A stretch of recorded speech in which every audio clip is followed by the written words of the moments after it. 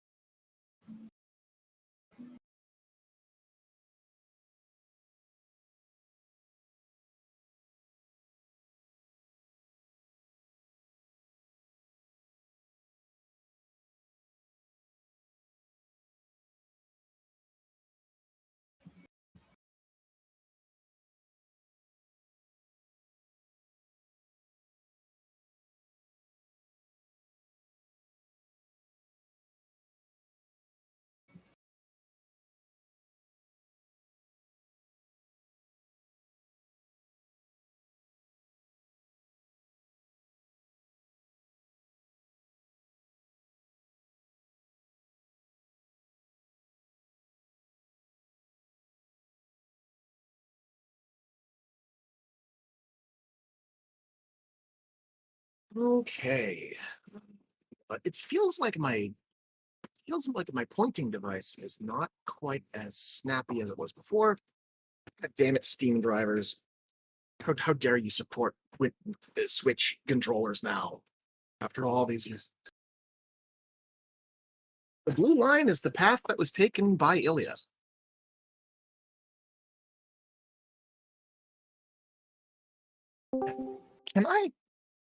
Can I make that dotted? Is that a thing that I can do? We have a Sam. We might have a Sam. We vaguely have a Sam. I won't be able to talk, but I can hear. We have a vagueness of Sam. I'm glad that you are here and able to listen. I know it's going to be hard to actually role play, and basically, I just want to have your ear in case there's something that Roar would do or Roar wouldn't do. I offered to Jaeger Roar in case it comes to a point that he has to say a thing, but I mean, I don't know where it's going to go because I don't know what the party plans to do next. That said, we are going to jump into game. But first, we have some recaps to do. Recaps of the previous game and recaps of the I think there was only one forum thread.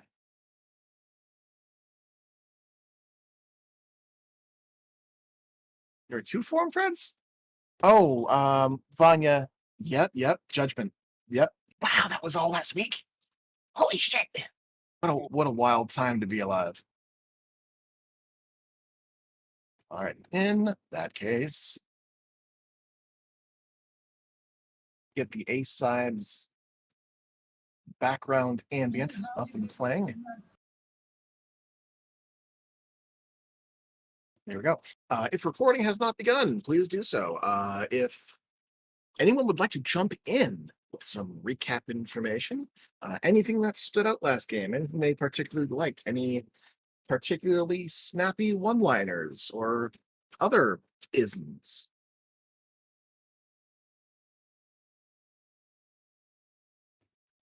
By design. Thank you. A little creepy. They're a little creepy. I mean, hey, it's all subject to what is it? Something, the eye of the beholder, beauty's in the eye of the beholder. If you find them creepy, great. That was the idea. If you find them cute, great. That was the idea. I'll take credit for both. I didn't even draw them, and I'll take credit. Excuse me? So yes, you, after swiftly and soundly trouncing a number of bronze-scaled, sleep-breathing kobolds known as the Bronze Bone Clan, you learn about their plight. You learn about the issues that are happening in the Mistcliffs. You learned about the despot dragon that had taken root in their home, who had riled up the local fire singer kobold clan, an old feuding clan that had turned from just being kind of dickish to straight up trying to cull the bronze bone kobolds. You learned about the fire lizards that are seemingly playing a guardian to this dragon, as well as the stout folk who have been taken captive. You learned about their plight. You decided not to kill them and instead feed them for some reason. Um, and as plans were made to figure out just what to do next with these guys, Banjay, you remember there was something kind of weird over by those massive sporulating mushroom balls. You got in close, mask on your face, and you discovered a fruiting body, a mushroom, blossoming, growing in real time, appearing, apparating even, from a mycelium splatter on the floor. It took on a humanoid appearance, and to the curiosity of some and the horror of others, began to peep and make noises, chittering at first, and then mimicking. Seeing that it was mimicking words and had some semblance of language, you began to, as a group, start asking questions. And it began to piecemeal ask questions back until finally it asked, uh, give me more words. Give it more words. You decided this is probably not a fey bargain, and this is probably more of a actual learning thing. Agreed to do whatever this thing wanted to do, and with a poof, it spored. And some of you realized very quickly that it was not natural sporing. A not quite trance-like effect took hold on some of you, as one by one you began to hear the voices of your companions in the back of your mind, as well as the voice of it, the mushroom person itself. This got really awkward really quick. Some of you tried to hold on to your thoughts. Um, Alina completely sidestepped certain thoughts, thought about something different. Um, and around this time, Bones and Roar made their way into the caves to find their companions to see that some of you were under the effect of spores, others were not so affected. There was a second puff, more of you got brought into the collective mind share, and you were led toward its leader, an entity called Mother, as well as the Myconid colony in which she resided. Um, Basically, it said, you guys fix problems, we got problems. And Alina, gung-ho about solving problems, and the rest of you, more or less curious, decided to follow and see what was up. Upon entering the Myconid colony, you discovered a wonderland of strange biology. Vanya, you took samples from a mushroom's head, which promptly died after you poured its contents out. Others got swamped by these little diminutive folk, all of different shapes and sizes, chirping and sharing the words that you had just given them. And you were led toward a massive mound of gooey, white, rubbery mycelium, mushroom brains. At which point, those of you in the hive mind began to hear a voice in your mind. Those of you who were not in the hive mind or in Bones heard the collective speak using the words that they had borrowed. You learned it was old, didn't know what it was from, that it finds itself in places like this, where the world and the dark meet. Some of you quickly figured out that it's referencing the Underdark, to which some of you are now under the presumption that there may be an entrance somewhere nearby, guarded perhaps by the two massive Myconids who were guarding something. You learned that Mother knew of an entity similar to the one in your party, similar to Roar, dubbed the One Who Forgets. That and the fact that the Myconids speak with a strange, not pronoun, they refer to themselves as this one, which is way too similar to how Karn talks about himself. You learned that Mother is an offshoot of a much larger strain, somewhere far away, something even older, distant from here. You learned that it is somehow capable of producing alchemy biologically, and that it is aware of things in the ground, the shapes beneath the earth. Mother offered to work with the party as an act of symbiosis. Basically, help complete my tasks and I will do things for you. Tasks that Mother had in mind was the reconnection of its mycelial network. Apparently, there are other colonies throughout the island that have been disconnected from one another. She cannot see herself or talk to herself and fears what may have happened in the faraway reaches of her colonies. And the lesser of the two problems, turns out kobolds are kind of dog shit when it comes at spreading spores. They harvest the mushrooms too soon before they're ready to spore. They take a few too much.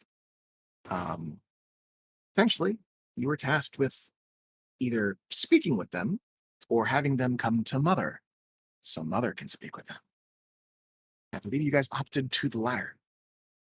Um, we're given an ally, the sister, a somewhat larger myconid sporling, who is dressed and adorned with colored stones like beads across her cap. Um, Polite, diminutive, and very eager to see the world. You left, Mbanje following you, sister following you like a shadow. Elena, it nestled into your armor, and more often than not, in the crook of your neck, tiny as it is. You guys made your way out of the myconid colony, but not before harvesting enough mushrooms, enough fungus, enough samples to create alchemical potions of your choosing, it would seem. You guys have done your homework and thought about what you wanted to make. They are set to expire, I believe, in a week or two. So you still got time. But with your haul in pocket, your companions, I guess diplomats at this point, your diplomats in your pockets, you make your way out of the Myconid colony and out into the world as dusk falls, and find that the Bronze Bone clan is there to meet you. 20 some odd kobolds meet you outside as their leader, question mark, a kobold sorceress known as Dusty, begins to parlay. A soft question mark alliance was formed as the kobolds proved that, at least they claimed, they might be able to help with the King of Feathers situation. They are trappers, they are scouts. They are able to either get information to you or lure things in directions to help stage the battle that you'd like to have. Making some soft plans to maybe rehome these guys in the caverns near uh, New Haven. Didn't get set in stone, but with some tentative plans being made. You guys broke your ways from the Kobold clan to make your way back to the caravan to catch up with them after, I think it's been about 2 days you've left them to their devices? Day and a half?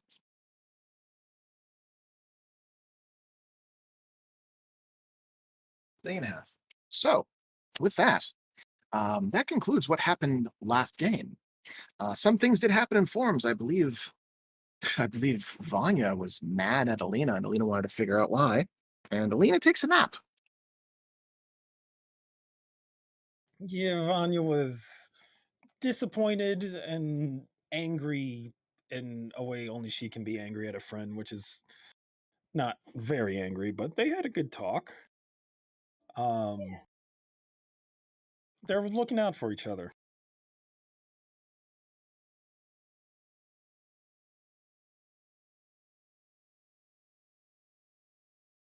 Just so many goddamn hugs.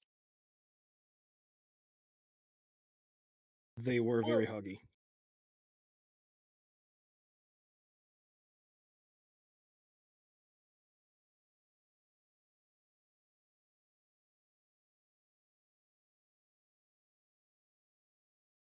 Ooh. Interesting. Interesting. I'm curious to see how this plays out. So, Vanya, Alina, your family is growing, perhaps by force. Sheer force of will. You are pulling more and more entities into your circle.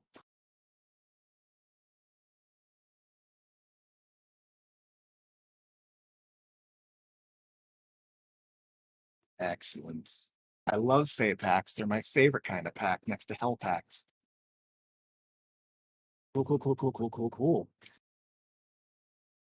Was there anything that particularly stood out during this conversation? Anything that you would like to um, bookend this with? I think it also illustrated some of Vanya's own misgivings about herself and her self-determination to be better. And her basic premise, which is no one can judge you for. You can only be judged by what you do, not who you are. That's pretty well put. Same goes for you, Heather. If there is something particularly stand out that you would like to note, where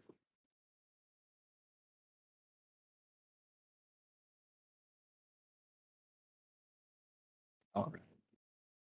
Protect yourself too. I love it. I love it. Absolutely.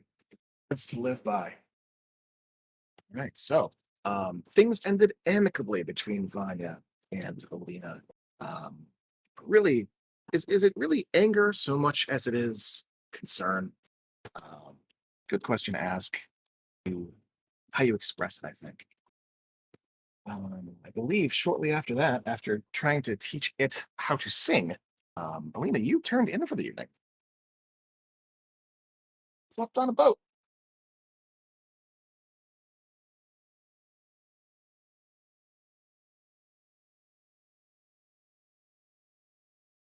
Cat in the pantry. You're no stranger to sleeping under the stars.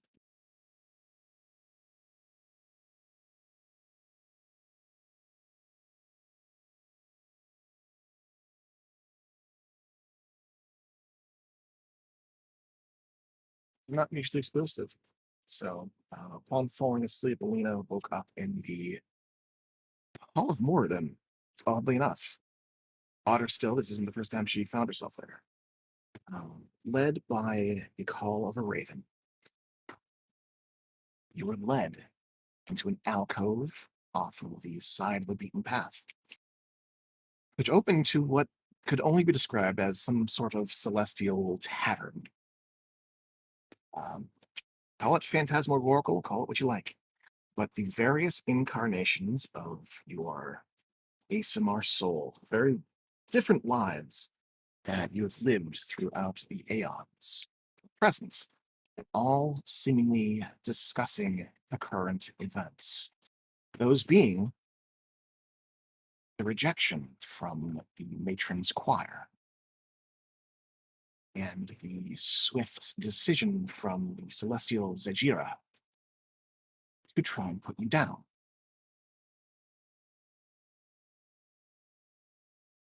Questions were asked, and fewer and fewer answers discovered. All of this hubbub and fuss awake the attention of the first of the many incarnations, the progenitor soul.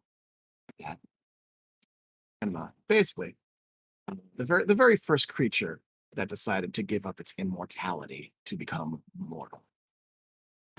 Grandma, as you call her.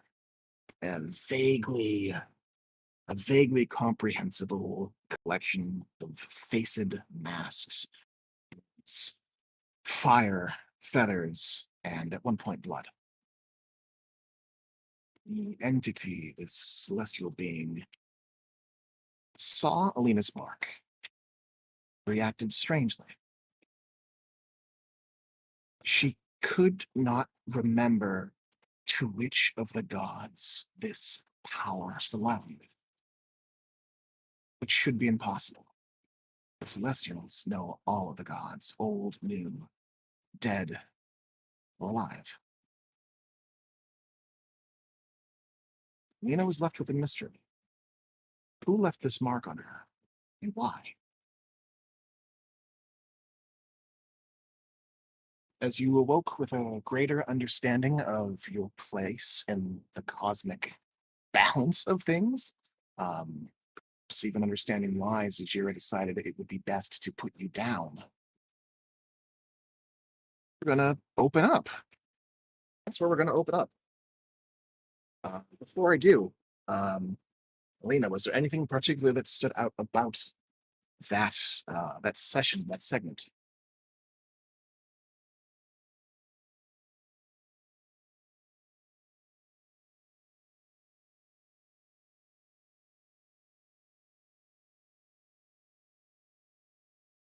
Was it like incomprehensible? Was what I was going for? I'm glad I stuck the landing. True angels are downright eldritch. They ain't pretty, they ain't ugly. They're just what?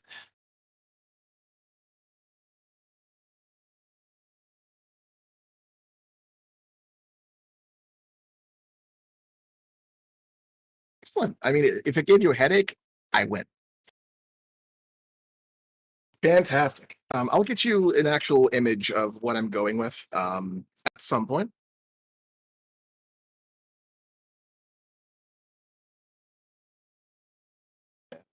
A complete image. I have a thing that I based it on, which I'll share, and I'll explain how it's a little bit different from that.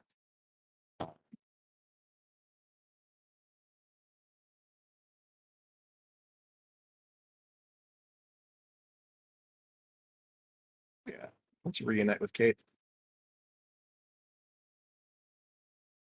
So, with those fresh memories in mind, the embrace just barely ending, Alina, find your vision is filled with a red glow.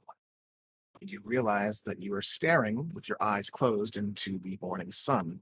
Again, not unfamiliar. You've woken up like this a few times after various events. Adventures! Perfect. Adventures. The boat rocks and lurches to a halt. Those of you who are awake at the ripe, let's see, what hours? It'd probably be around 8 a.m. Yeah, let's say about 8 a.m. you guys arrive back in camp. You are greeted by the sound of caravaneers, the various commission members.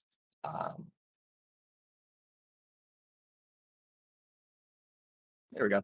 Various commission members who are up this early preparing to rouse the troops and basically get everyone else up.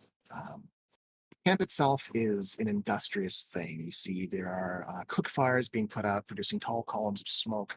You see that a number of trees have been felled and otherwise collected in bundles, forming a path where these guys have camped.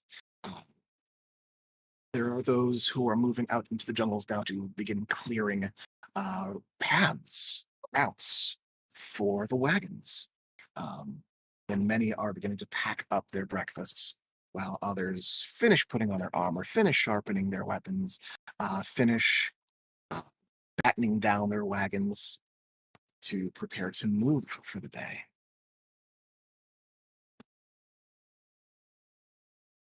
Let's see. Around this time, who would be awake? 8 a.m. in the morning on the boat. We had Alina, we had Leah, we had Vanya, Bones, Roar I think is Vanya always would be awake. awake.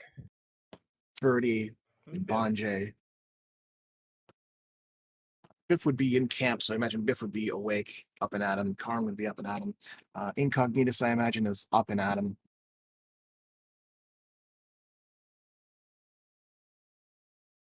That said, I don't think anyone would be asleep.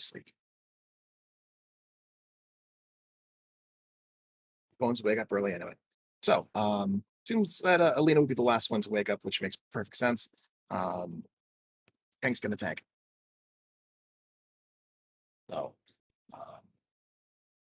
as the boat comes to a stop, among the welcome wagon is Leonard Monty. You hear him before you see him. The tall and broad-shouldered, short-haired human man kind of jogs toward the boat, raises a hand and waves at you all. Hey, good morning. Welcome back, guys. Monty, it's good to see you. Good to see you too, big guy. little worried you guys might not make it to us before we started moving again, but it seems you met us in the middle of the rendezvous. He looks over the group, hands on his hips, um, looking about the party. So do not be alarmed. We have a few extra guests with us. And Biff will motion his head back to Mbanje and Alina. Was it that has the other passenger? Indeed. It has not supported that. When you wake up, you find that it is not stuck to the side of your face, but like their shape has kind of molded slightly. So when they awake with you, there's like an imprint of your hair kind of creasing the side of its face. It doesn't really spring back out right away.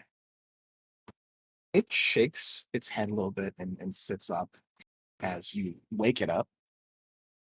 And Banja, you find that the sister is indeed beside you, looking about, curious. And is this one is bigger. It's a little shorter than a gnome. Alina, the one you have is like the size of your hand. Uh, and the shadow of your hood, and your pauldron. I Speaking think of, Karn would probably be walking over as well, chewing on some root he saw the other rangers chewing on in the morning. absolutely. Karn, you make your approach along with Biff. You meet Monty in the middle. You guys all approach together. And Banje, you do find that sister has taken to your cloak. Uh, she has taken like the side of it and pulled herself kind of under it to peek out. Her body shaded.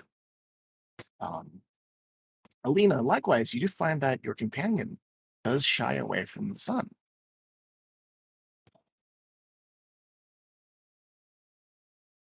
Yeah, absolutely.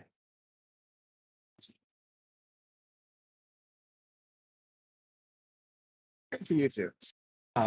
So as you guys present these new companions, and Monty kind of scratches his head. Uh, huh. Okay, new companions. Bitter. I thought you were going out to get medicinal mushrooms, not people. He kind of squints and looks at them and starts to laugh. One thing can be two things. We weren't expecting them, but if we bring them to New Haven, we can colonize them there. And Monty just shrugs. Hey, Vitter, if you think it's a good idea, then it's probably a pretty all right idea. Do they do they eat? Do they talk? Do they he scratches the back of his head. He talks and sings. Well, that is just What are excellent. these ones discussing? Monty kind of pulls you aside, Karn, not aside, but he throws an arm over your shoulder and kind of directs and points you in the direction. Weird little mushroom fellerettes, brodettes. He reaches, he kind of moves away from Karn and cups of hands. Allie, are those bros or brodettes? Karn immediately is moving closer to investigate. Oh, they're thembos. Nice.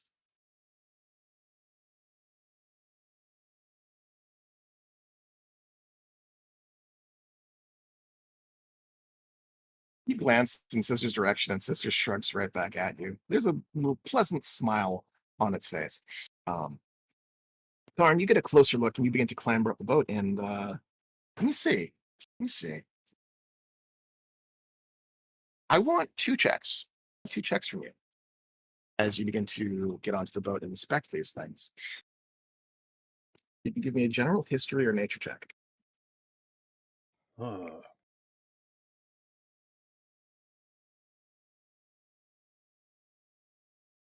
Let's see. Nature is marginally better than history. I would hope so as a druid. You'd be surprised.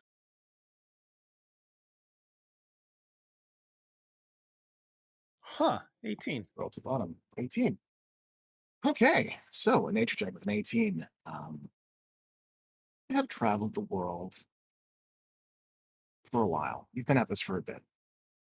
And there are certain things that you recall better than others. They're not specific people, they're not specific places, they're not elements about yourself that you remember most easily.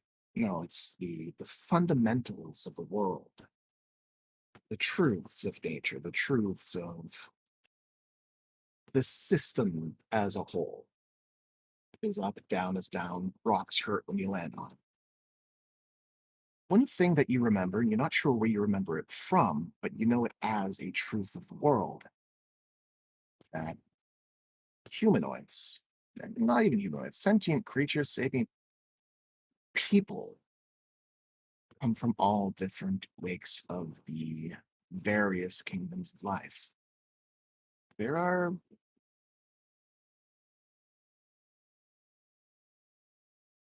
there are mammalian people, there are reptilian people, there are aquatic people with gills and fins. There are plant people. And this appears to be a type of plant or fungus person. It doesn't shock you. You can't pin the specifics of what this race is, where they're from, what they're about, but you can readily classify it in your mind that, oh yeah, that's the mushroom person, and that's a mycomid.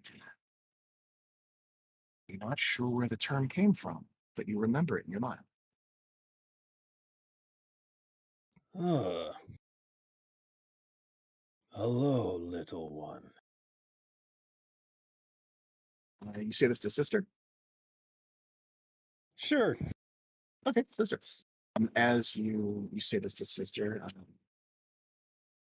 the little creature pokes its head out from under and Banji's cloak and looks you over and bows its head, the beads kind of jangling and shifting and jingling. And it chitters out a response. Hello. This one is pleased to meet you. This one is also pleased to meet this one. And it tilts its head, looking at you. And its little eyes light up. Please give me a D100. Oh dear lord. The one who forgets. Real dice roll. Lena, as sister says, the one who forgets, you hear your little companion, it. The one who forgets. The one who forgets.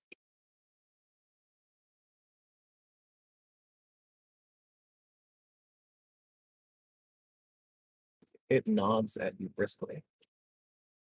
32. 32.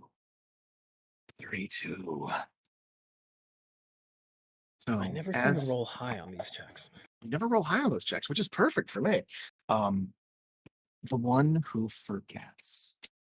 The name or the title, it triggers something.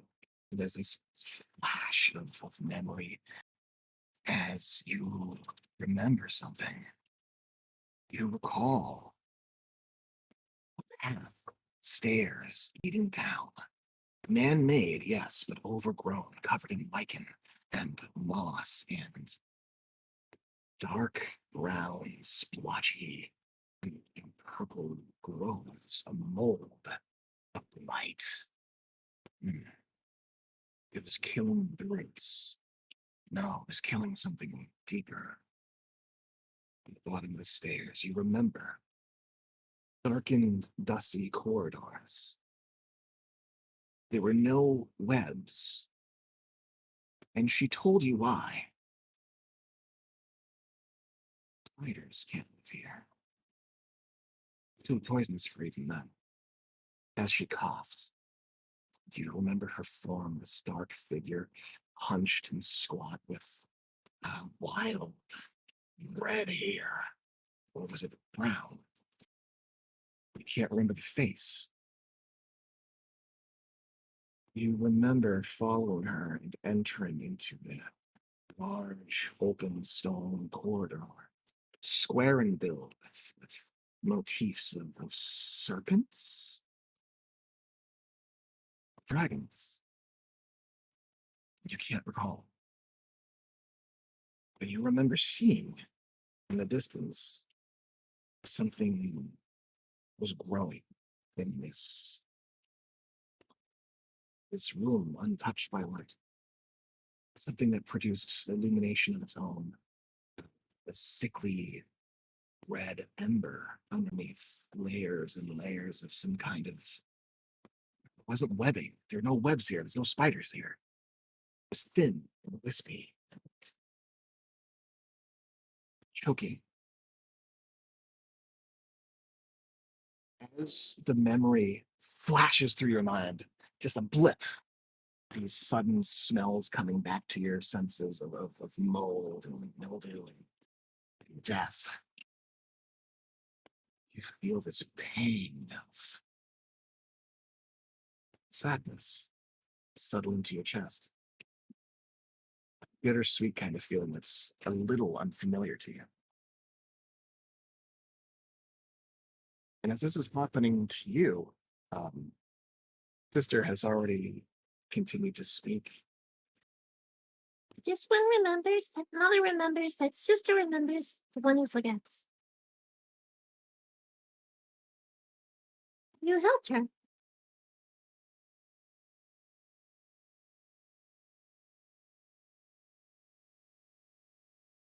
Do I recall anything related to these creatures? Do I recall encountering them before? Or? The memory, no. These specific creatures, no. But you know what they are. You don't know them, but you know what they are somehow. And my companion in the memory, would I recall them as the woman in green? Oh yeah. The hair, it matches, but her form, her body is this black, roiling blot in your mind. You remember her hair and vaguely her shape. Her voice, but you remember the words she said. Huh. Does the little sister remember what this one helped with? The sister shakes their head. This one does not remember, but mother remembers some. There are pieces. Bits and pieces from sister. Not sister. She points to herself, but then points outward, gesturing to somewhere, destinations unknown, gesturing to the world. But sister. Big sister. Big sister. From far away. Huh. This one would like to meet this one's mother. Works up. Banja, you hear the tiniest little trill, just very faintly audible, as the creature almost squeaks in happiness. They stand a little straighter as Sister looks at you, Karn, and nods their head. This one can show you. But this one is on a mission. Probably seen the things. Hugs on Mbanje's pant leg. Anjay is showing this one where to go. Mission? I look over to Mbanje.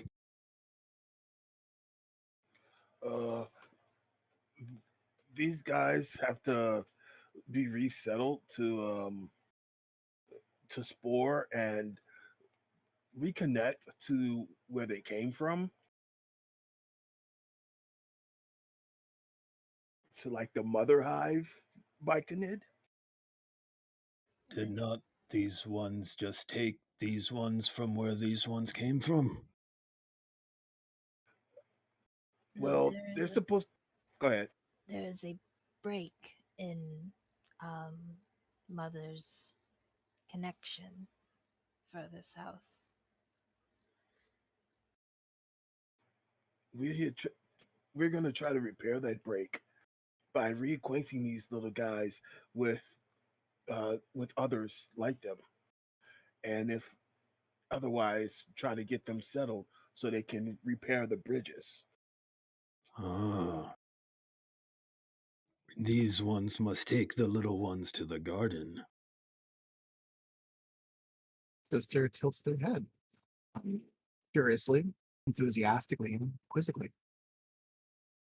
I think they will do very well there. Um, I'm hoping instead of having to come up here and harvest for this is medicinal things, we can have New Haven cultivate their own.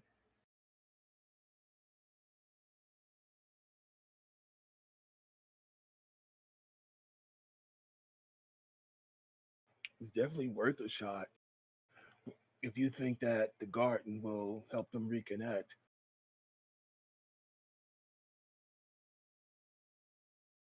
The garden is a natural place. Now, these ones will enjoy it.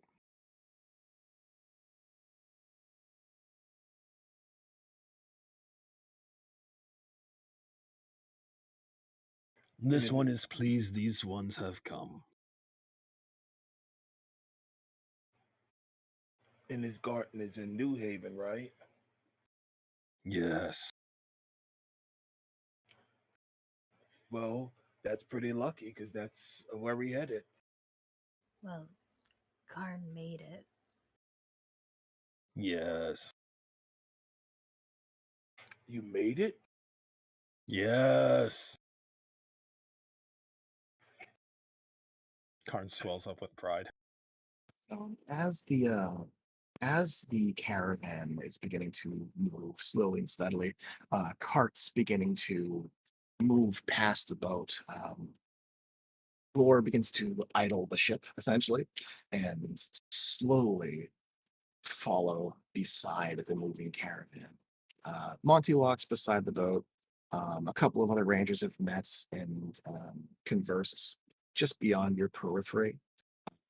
Occasionally, people will come up, approach and talk, and go about their separate ways. But it does seem like you have a human flanking you, just kind of keeping pace between you and the rest of the caravan as you guys discuss plans and meet your new stowaways.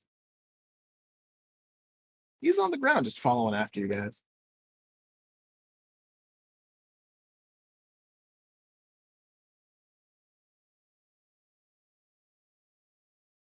Oh, okay. That's on brand for Bones. Bones got zoomies. Zoomies!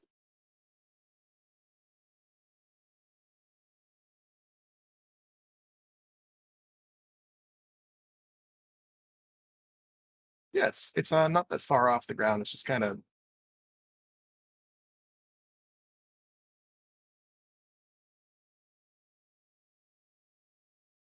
Oh, okay. Let me The just see. Bones has returned. Barn just shouts after you as you leap off the boat. Hooray! Bones is here. Bye. That's not dangerous.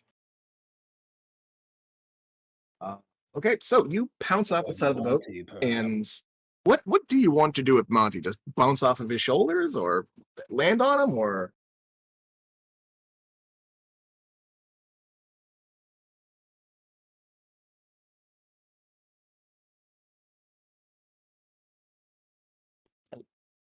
Huh? Just bounce. All right, so you cause him. Yeah, yeah. He is sturdy. He's sturdy. He doesn't see you coming. You kind of land on his shoulder and he staggers, but he twists and pops his shoulder back up as you leap off of him. Whoa! Hey! And he rolls right with it. He jogs a little bit to catch up back to where his pace was, catch up to you, continuing to walk beside the boat. He said it's moving at just a slow pace. Hey, long time no see, big cat.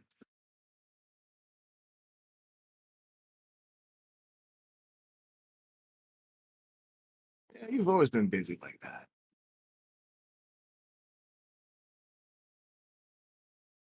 Wisp is gonna crawl out of the portable hole.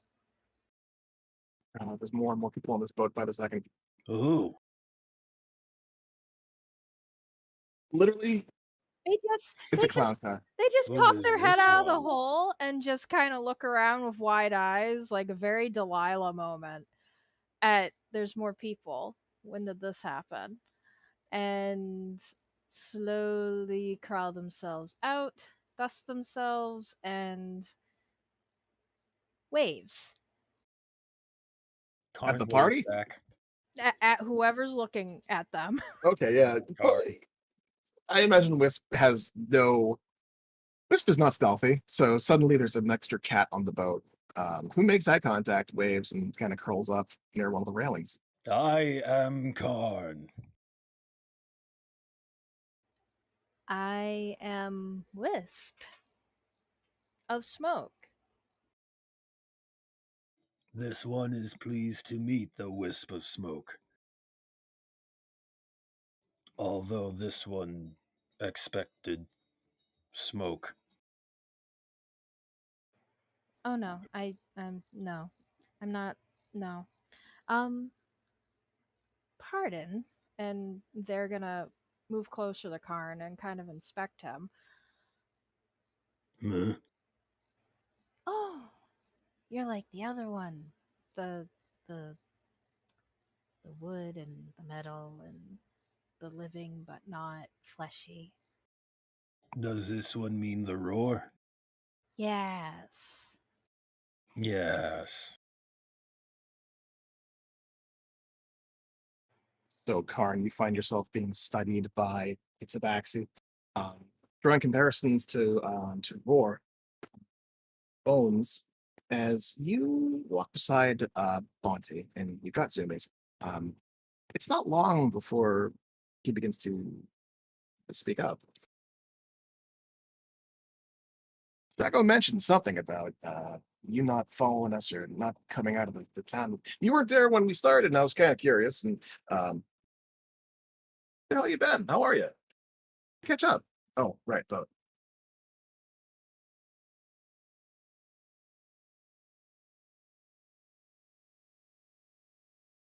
I'm a Vasia. No shit. I want to make a business or pleasure joke, but I can't imagine that, especially with Red, and especially with Amavasia.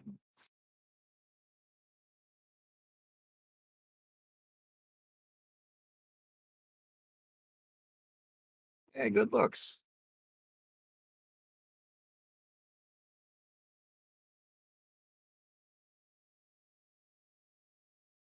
Hey, sounds like a pretty fruitful trip. Well, that said, I am glad that you're back in the moving with the caravan with us. For the moment, I mean, you're one of those doers. Get things done. I mean, there's plenty of capable people here, but one extra blackguard, I think, is stacking the odds in our favor.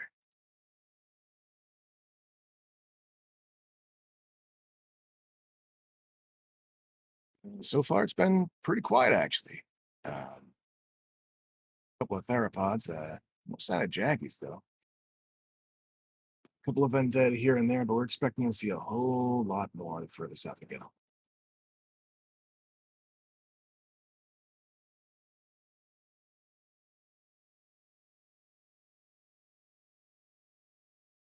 Boy,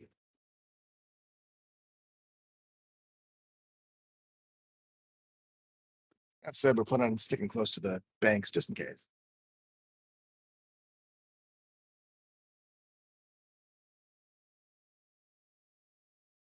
Oh well. Say hi to the chairman for me. Nods and he waves you off as you break off.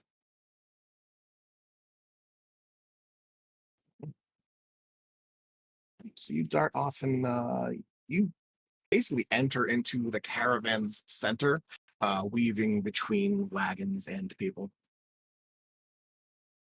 Oh!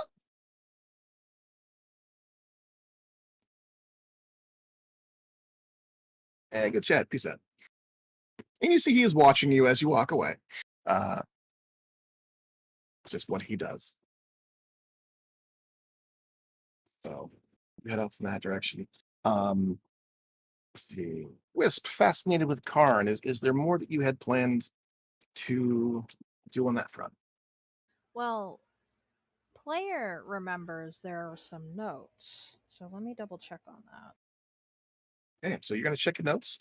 Let's see. On the ship we got well, everyone's still present and accounted for. My notes are empty. I know we talked about stuff though, and I can't remember.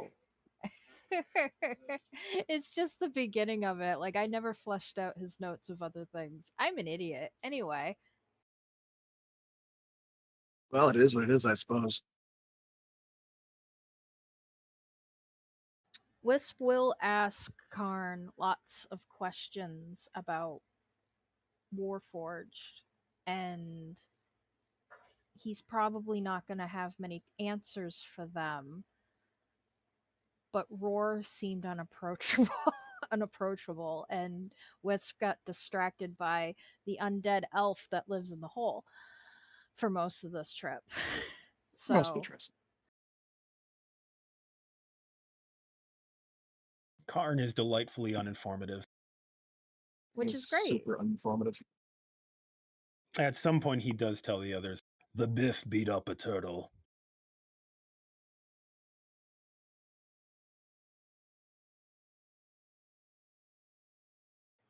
Biff blinks from his side eyeing of Wisp and nods.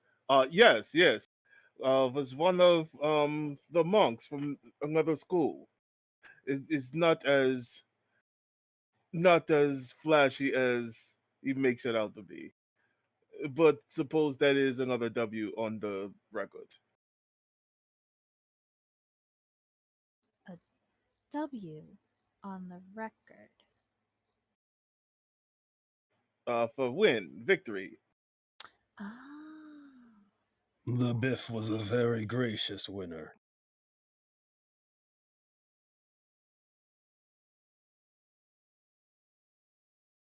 In regards to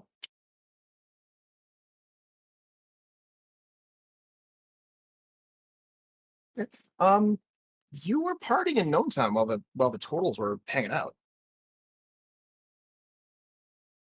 But this is Alina we're talking about, so go ahead and roll that check. Go ahead and roll How that check. drunk was she? Yes.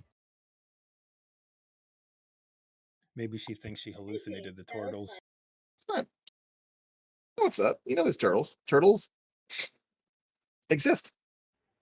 Does Wisp know about this race? Give me. Have they encountered them on their travels? We're gonna roll a fate die, same as Karn. Give me a D100. Percentage means you have met and know of them. Low percentage means you have never heard of them. Somewhere in the middle, dealer's choice. I'm the dealer. It's a 62. 62. 62. Very in So the middle. very in the middle. Very in the middle, leaning toward something else. Wisp. As part of your concourse of one, you have traveled a good many portions of the island. You've moved hither and thither from your forest home, even venturing at times toward the south. You have met different forms of lizard folk, You've met some gray-scaled ones, some green-scaled ones, some tall and bluish ones, and some small and scraggly ones. And most of them you've known to keep your distance from. Some of them have proven good for bartering. Turtles. You do know of their existence. You've never seen them.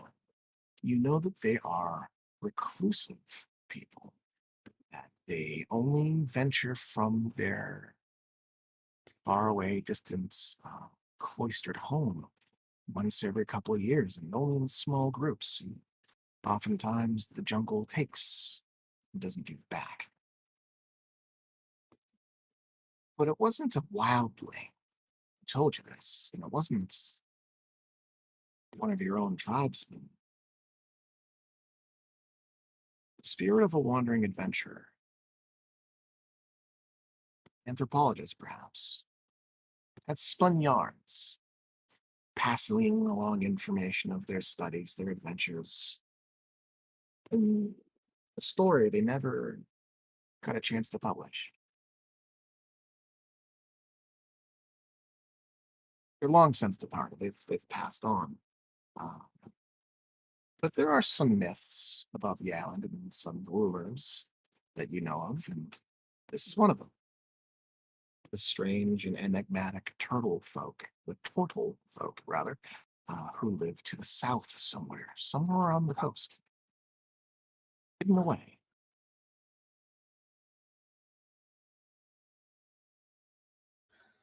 Oh, wow, they actually made it this far? A lot of times they kind of just, you know, don't make it this far. That's fascinating. I love that. And you fought one. Yes, was a bit of a misunderstanding, but is hopefully all cleared up now. Actually, where are the turtles? Were they not traveling with us? They are traveling with you. You take a look out into the caravan. You see those walking alongside the wagons, the various beasts of burden dragging the wagons. Toward the edge of the tail end of the group, you see that they are the quartet of turtles walking alongside the various humanoids. All right. They're not being lapped by any breed, keeping up, but it does seem that their way of life, their pace of life, is just a little bit slower. All right. And Biff is gonna point west to him. Uh, they're there if you wish to say hello. Oh, yes, I must talk to them. And Wisp will bow, thank you, and then go to the edge of the boat, look down on the side of the boat, see Monty, think about it. Did not see what Bones did. This is just a tabaxi thing. He looks like he could soften the fall. So Wisp will call out, "Hello, I'm coming down," and give him a heads up before actually coming down. How much of a lead time do you give Monty before you jump? Like a few seconds. All right, hold on.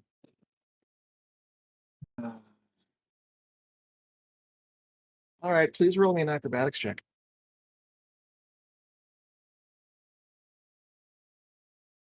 That's a nat one. Huh? What? Catch There's me, belly there's flop. a loud clatter as you expect to land on his shoulders and gracefully pounce and jump off. Something goes wrong, and instead of leaping off, maybe it's the boat rocking, maybe it's the fact that you're jumping on a person who's slightly larger than you thought he was. But instinctively, instead of leaping off, you grapple, and he goes down, and you go down, Oh. and with a nat one, you two get tanked. A loud clatter and a thump. A sword is dropped. A shield is knocked over. And for several moments, you two wrestle to find where your foot begins and his elbow ends. Karn is peering over the edge of the boat. And as the boat has begun to move past these two, Monty, sitting on the ground, kind of scoots backward. You didn't really stick the landing, big. You're not Big Cat. Hi. Hi. Hi. Hello. Hi. I'm Wisp. I'm Wisp of Smoke. You can call me Wisp. You can call me Smoke, but don't call me of. I will not answer. I need to talk to turtles. I'm sorry, sir. Maybe we could talk later and I could play you a song. Bye bye. And they'll run off. Uh, hi. My name's Leonard. Bye, Leonard. I apparently get looked on by cats now. Right, cool. What? Hey, Biff leaning over the railing. Sorry, Biff could not catch her before her? The cat before that happened. Hey, you couldn't help it, big guy. I'm a pussy magnet. What can I say? Okay, good one. Give me that.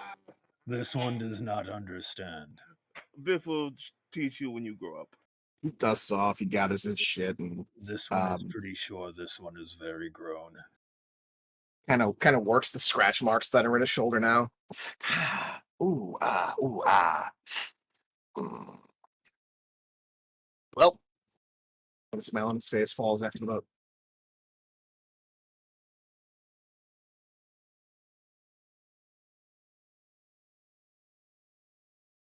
Boat is now lighter by a very small degree. 2 cats lighter, which is basically the weight of a softball. Cats don't weigh anything. They're made of air. Stop that. But these are like 5 foot tall cats. Lots Yeah. of air. Wisp is mostly air. Like, they look kind of bigger than they actually are because of the sheer amount of fluff that's on them, but they're a Good. tiny little thing. It's way too much fluff. As you guys Into continue the to water, turns out they're 3 feet tall. oh god, it's like a wet rat. They lose like 5 inches. I love it. I love it. So it's not exactly privacy, but you guys do find that there are a few people on the boat. It's a more intimate situation. The boat continues forward, crawling on its little stone legs, little fingers of rock poking the bottom of the ship to propel it forward in a strange and almost insectoid-like manner. Let's see, Bones, you continue to try to find Nurkic. Give me just a quick check of some kind, investigation check with advantage. Try to find Nurkic. While you're doing that, Leah, out of the corner of your eye, you do see the shimmering white, silvery hair of Adanu walking in broad daylight, almost sparkling. As he walks along with the caravan, he seems to be speaking with a ranger of some kind who is close by, just conversing quietly. Doesn't yet seem to notice the boat. There are a number of scroll cases currently in this possession. You understand that before you had left to the caverns, he was trying to devise a method to extract the spells without destroying the history, without destroying the magic in them. You do see that he is out there following after the caravan, seemingly been walking with them for the last day and a half, 2 days. What else? What else? What else? Yeah, that's I was it for going to that. say Vanya would have probably mentioned to Verdi that they should probably inform someone about the kobolds. Oh, Since yeah. we'll be meeting up at some point. Verdi is, although relaxing for a little bit on the boat, is gently reminded by Vanya that kobolds exists. Bolts And exist. yeah, he's gonna have to find Neuroxis too. unless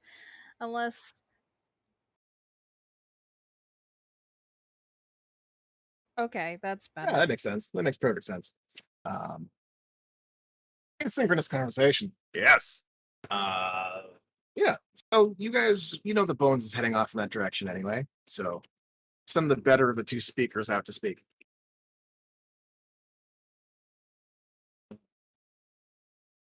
You see the thing. Biff sees turtles. Karn has mushrooms and Mbanje to contend with. Vanya and Verdi have a moment of privacy to do things. There's a Jaggy on the boat. Who let the Jaggy on the boat? Roar is still mad about this. There's a wizard in a hole. Cowlet is still inside the portable hole, enjoying the rock bed. It's very nice and flat and semi-porous. It's nice. Bones with a 26. You manage to find Nurix's Torn. He is walking with a small contingent of fighters and rangers.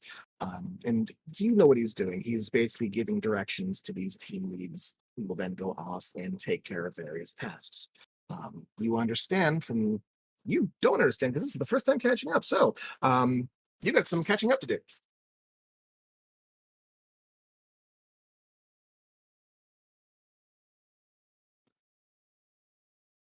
All right. Are you stealthing up or are you not walking into his blind spot?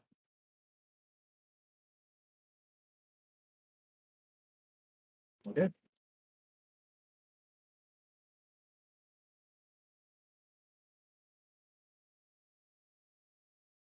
Okay. To your knowledge, he has not seen you. There is no tell on him. He hasn't glanced in your direction. There's no swish of his tail. He's still conversing without a hitch with those around him.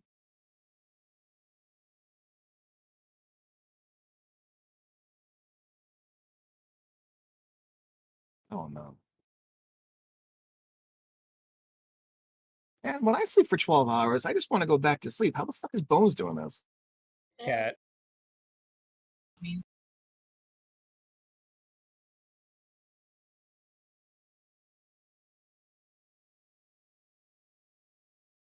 Hell yeah.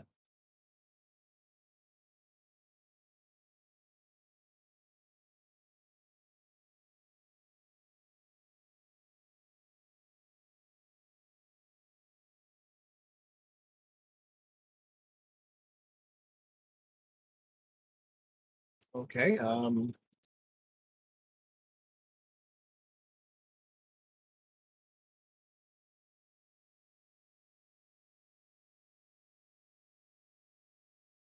Okay. Your disadvantage should have abated by now, by the way.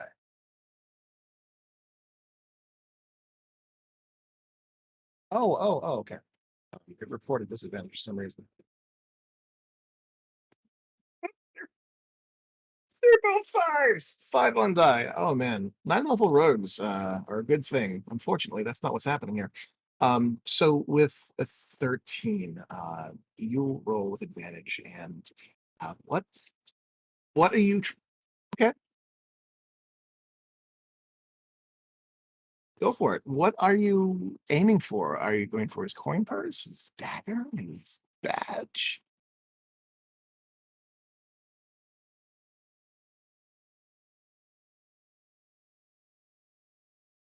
Both. You've had 2 nights of sleep now.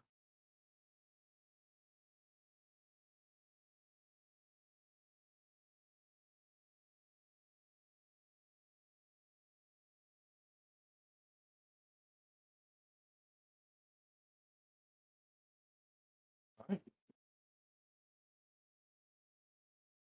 So you can use your cat's luck to reroll that. Okay. 21. So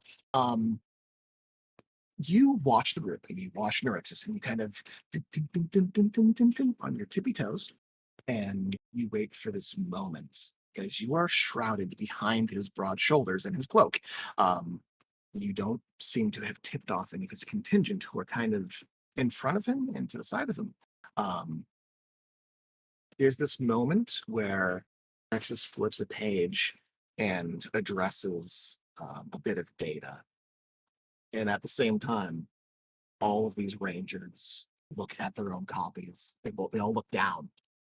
A fighter nearby has glanced to the woods, kind of peering out, looking for signs of danger. And there's this golden opportunity where no one is looking at you. You reach up. Your forearm equidistant 1 inch away from his body, away from his cloak, away from his scales, making sure to not touch him. You are threading a needle. And with a Chuck, you pull a badge roughly the size of half of your palm off of his cloak. And you observe it, you look it over, and it is similar in most ways to your Blackguard's badge. There is a silver lining that surrounds it, embossing it. On the center is the mark of the Black Dragon, gilded in silver. And as you kind of turn it in your hands, you see that this badge has this kind of almost purple sheen in the blackness, like a really, really dark stone or something that's been treated with some kind of coating. But yeah, you can add the chairman's badge of office to your inventory if you'd like. Conversation carries on. There are several moments of just uh, people talking, and uh, you get just the rundown of um, no sustained injuries, signs of illness, throat leeches, ankle fever, so far so good. We have spare wagon wheels, yes, we can fix that too. Wagon seal dashing. Goes the clearing process. More machetes. Right for that, yes. Lives are good. Thanks to the Blackguards, we have several days worth of extra rations. We'll probably stretched out for 5 or 6 days if we are diligent. Just bits and pieces of the state of the caravan as a whole. That's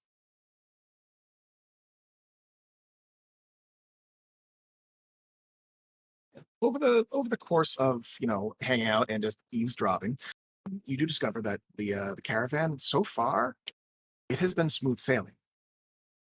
The boot has not dropped yet, and that seems to be the collective worry. They're entering undead territory and are skirting the line near the location of the ziggurat. They know the undead fervor is greater here. Further down the way, there is the abandoned abandoned ruins, a city that has not been inhabited for some time that a number of rangers are wary of. Locals say it's cursed. We should avoid it. But doing so, they'd either have to cross the river or enter deeper into undead terrain. That seems to be the crux of the conversation, at which point Nurix is basically or tucks it under his arm and gestures with his hand. The immediate concerns are continuing to move. Let us focus on today. We'll send scouts out to find out as much information as we can. Before we get to that, there are things to be done now. We should do them now. And the team breaks. Rangers head off in different directions. Fighters give curt nods and head off to protect the various high-profile wagons that they've been assigned to. Let me see real quick. With a nat 20, one of the rangers lifts a hand to wave at you, Bones, finally noticing you, which clues into Nurixus that there is someone behind him.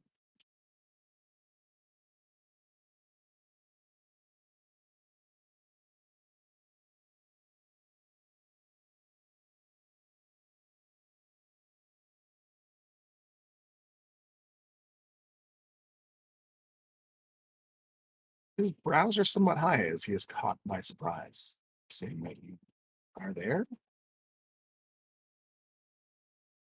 Catches it deftly, looks it over. Brows go a little higher. This is the most you've seen him emote in a year.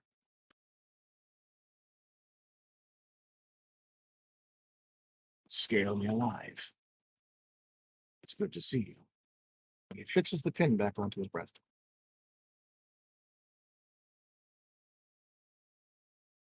How did your visit go?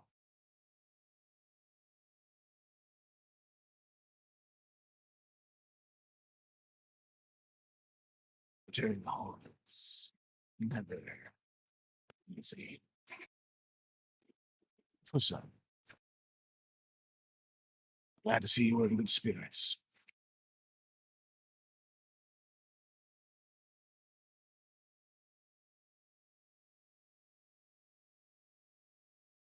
He comes to a stop and firmly tucks the clipboard under his arm. You're saying Sindar de Ferrum lives.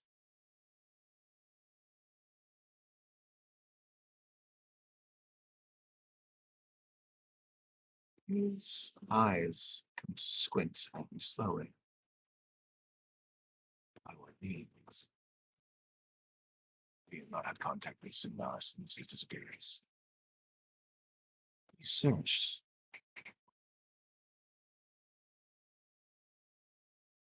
And it glances down, looking flummoxed.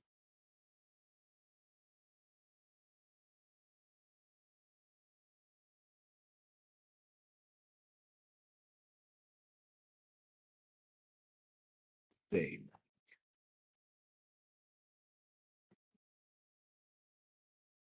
Not something to trifle with.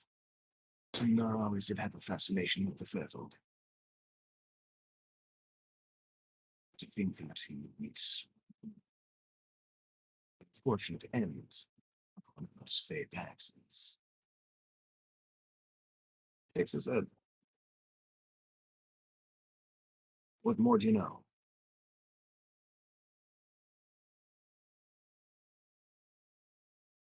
Full briefing. Okay. Regular missing person. So immediately you bring him back down from this emotive place and into work mode. And you see that he is compartmentalizing and preparing to do a job.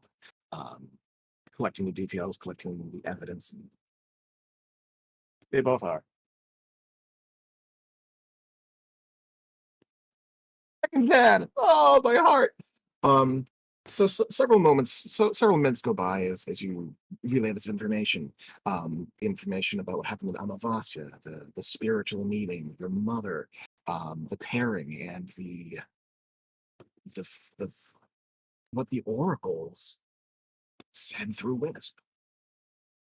The whispers from beyond, these entities of fate spoke about the pacts and the souls and all that. And after you convey this information, you find him rubbing his chin.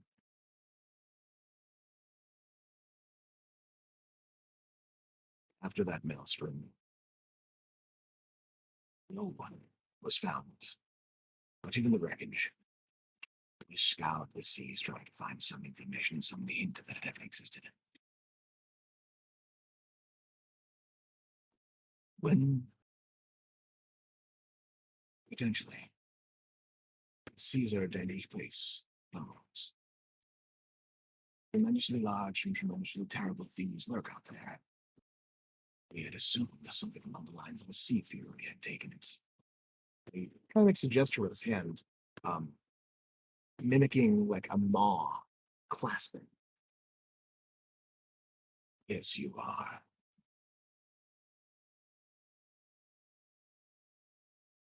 If Sindar had dealings with the Fae, and if this agreement weighed on him in any way, he was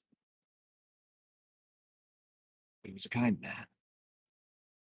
Not simple, but he had a certain caveat.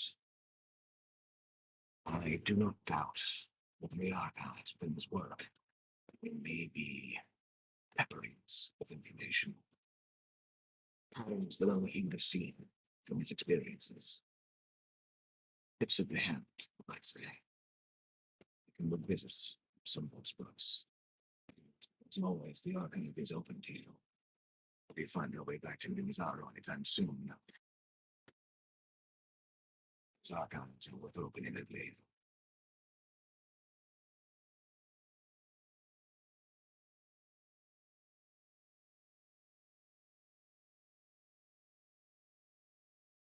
He nods. Search them again. Read and reread them. You're profiling your own father. Anyone can do it. It's you. We'll reach out to my associates. I'm afraid this is a bit beyond me. The arcane lore of faith folk. I have a tangential understanding of them. There are greater lore keepers. Muriel might have information. That is what, as well as Wakanga Otabo. As a Steve activated the entirety of the network then. Tangentially. No, if I find anything of importance, I'll let you know.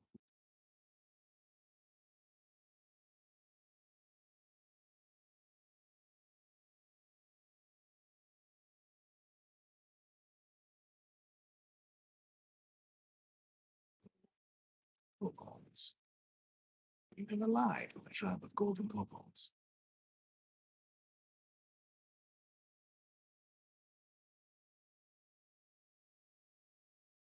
He, he lifts a hand. Mushroom people.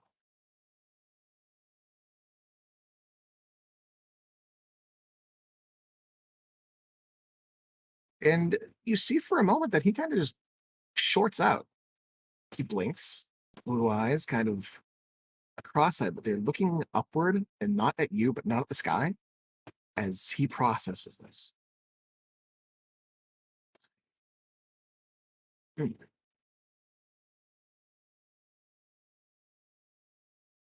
He nods. He nods toward you. The presence of such a people was not something I was aware of. Genuinely.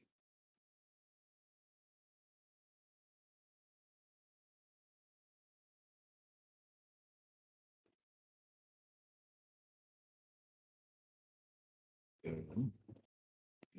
If you have affected our new neighbors, then we will welcome them with open arms.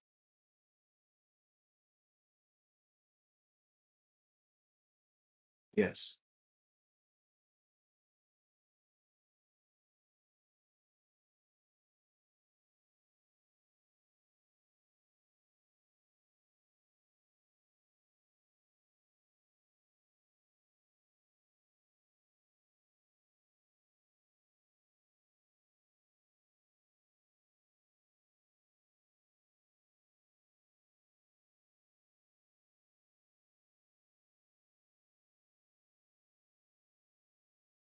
I cannot deny the utility of this. Having access to certain medicinal plants will be very beneficial.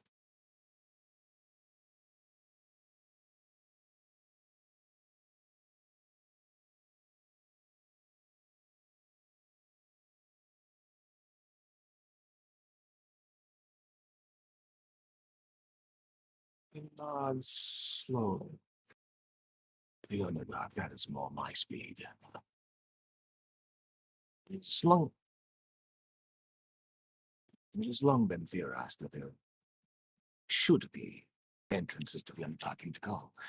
Unfortunately, the locals' lore is so splintered and poorly kept that we've not been able to map them or even discover if they are present.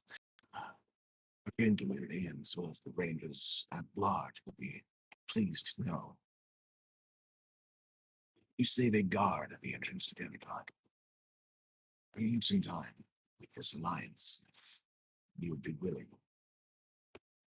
In access to this place.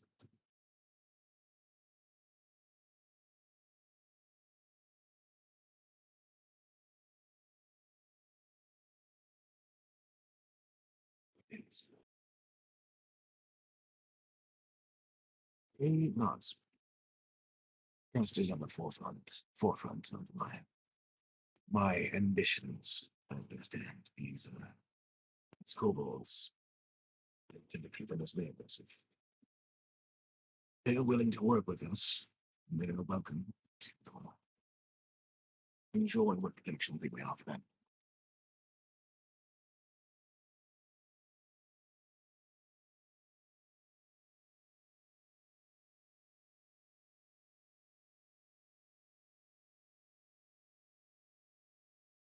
The fog, yes. Suppose that would be mutually beneficial.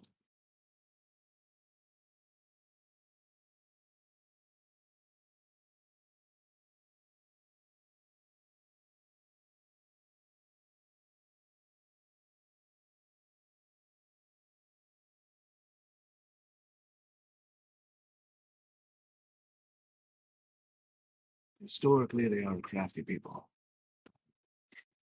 Somewhat amused at this idea. Hmm, perhaps you have formed an alliance with their tribe, yes? Do they have one who speaks for them? A diplomat.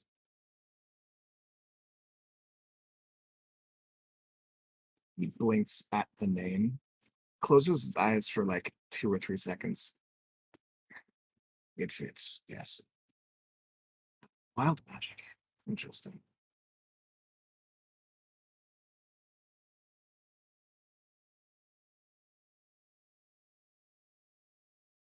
You see him smile. You've seen Eric's smile, and it's a little unsettling because he doesn't smile very often. He has a few too many teeth. But it is a warm smile that creases his vibrant blue eyes.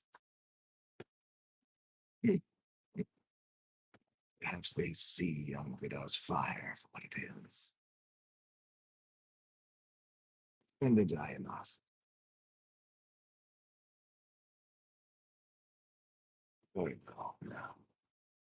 They may yet see Verdi as a dragon. I would like to extend my hand as a dragon in kind, if only to acclimate them to the presence of the caravan. If you could, if you run into this stealthy, you could send them my way. I would love to make an acquaintance. As for these Myconians,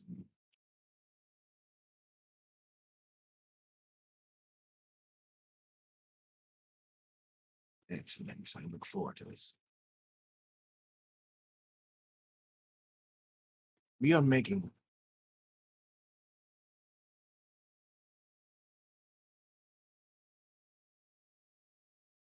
I am certain she is teaching her an entire lexicon of lurid language. Speaking of meetings and ongoing things, and he looks to his clipboard, we're making exceptional pace today. You and yours, I know you plan to scout and move ahead of the caravan. Do you have plans for the next few days?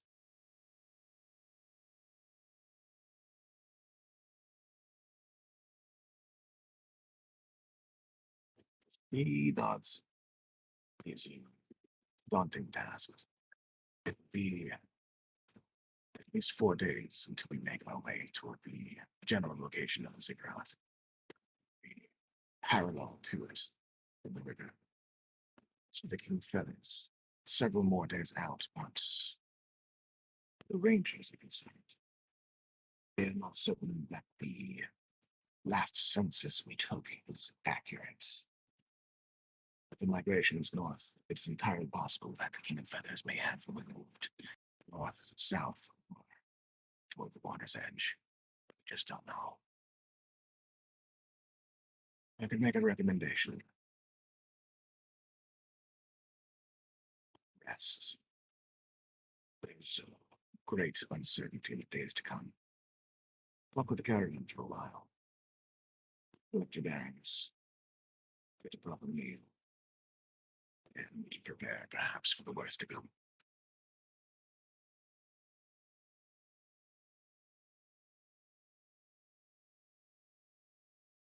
He squints slowly. That I take offense to. There's a very thin whisper of a smile on his jagged face before he inclines his head. Knows if you have any other need of me.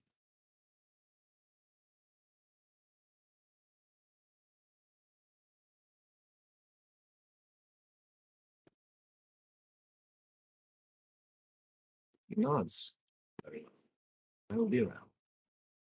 He begins to move at a slightly faster pace, breaking off from you with a pleasant nod. He's going to head off and take care of other things going on, balancing plates and hot irons in the fire. Oh, yeah, there's a lot to go over. You head off in search of Edith.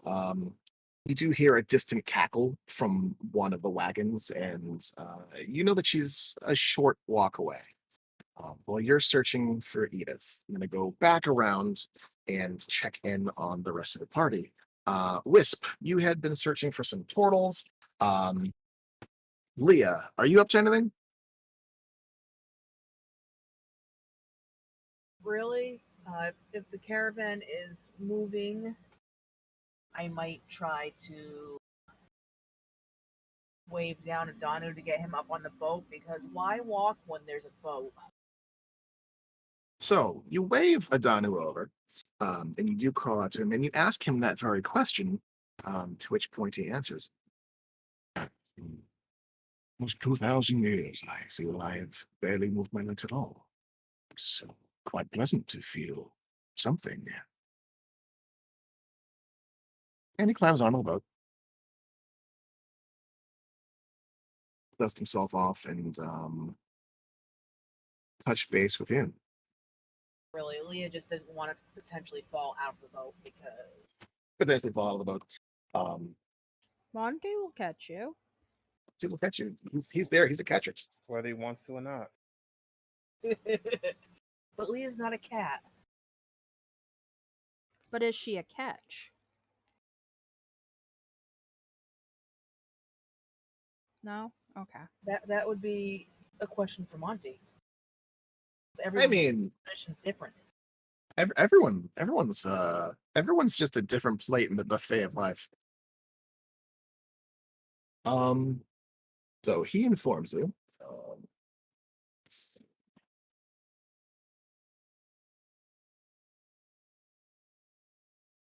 I have looked over Arenda's work and found a number of these spells that I can emulate.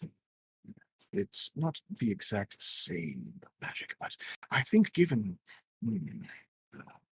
a few more days, I can replicate one of these spells. A few more days after that, and some practice, and may be able to remake another. The spells within this third sphere of magic, they're a little trickier. If she lives, she may be able to teach you herself how to perform these feats. Leah will nod along as she's listening. Well, hopefully, as we visit the various sites, we'll find more Baelmorn. I do have hopes. Where there was once nothing, I have hope. It's a precious thing to have lost so many years ago.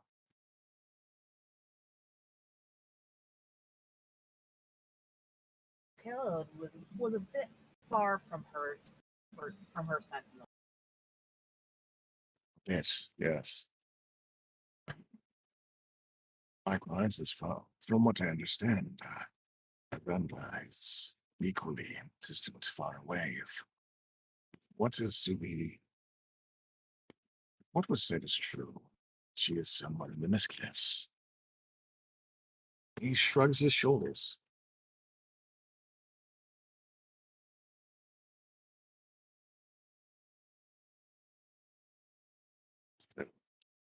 You all have brought. Go ahead. You have brought one of my friends back to my life. And it can only get better from here.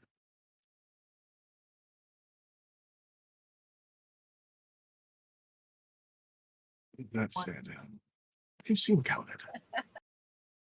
Have I seen Khaled? Yes. I believe she's in the portable hole currently. Oh, yes. Oh. Was there something that you were going to say before I cut you off? Once the conversation petered out, I was going to bring him up to date with the kobolds and the Iconids. Oh yeah, so you fill him in with the strange comings and goings, and um, he doesn't seem surprised at the kobolds. Once, many years ago, we had many different kinds of kobolds.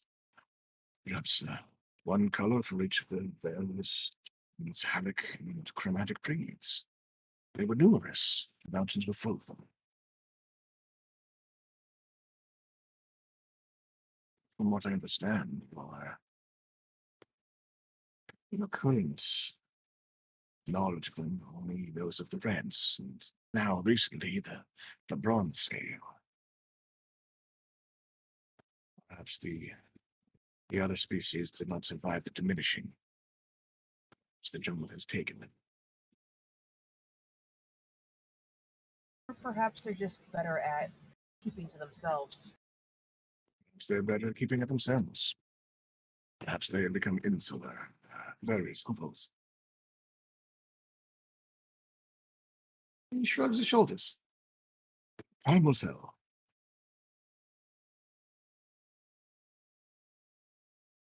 I will ask him if he recalls any myconid colonies from before. So we have not known of the spore folk, the mushroom people. Very few plant people that we knew of. Likewise, they keep to themselves. He rubs his chin and kind of brushes a finger on just beneath his nose. It's entirely possible that they made their colonies post diminishing shortly beforehand, or kept themselves better concealed.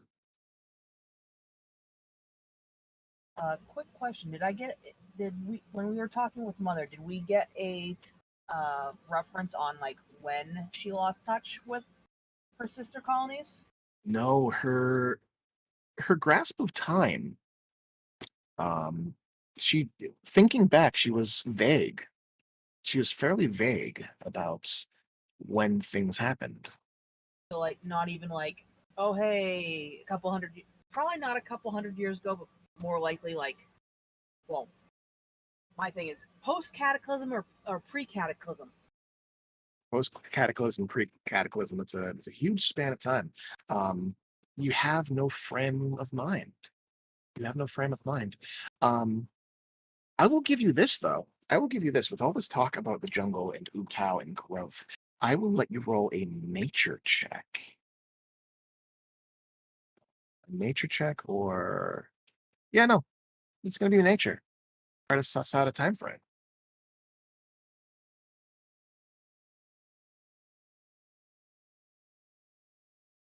13. Woo! 13. With a 13, you imagine that it would be pretty difficult, to establish a kind of network in a jungle like this that is constantly regenerating. Um, the forest is chaos, and even for the strange and alien nature of fungus, um, you need some semblance of order to create something on the magnitude that Mother referred to.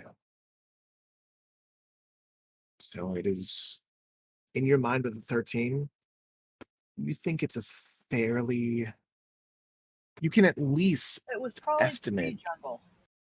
it was you can estimate that it was at least before or around the time that Ubtao fell. So post cataclysm, um, maybe even post Acererak. Because those are two big things that would potentially mess a whole lot of shit up. Mess a whole lot of shit up. Absolutely, absolutely. Um, and Adanu, his information kind of checks out alongside it.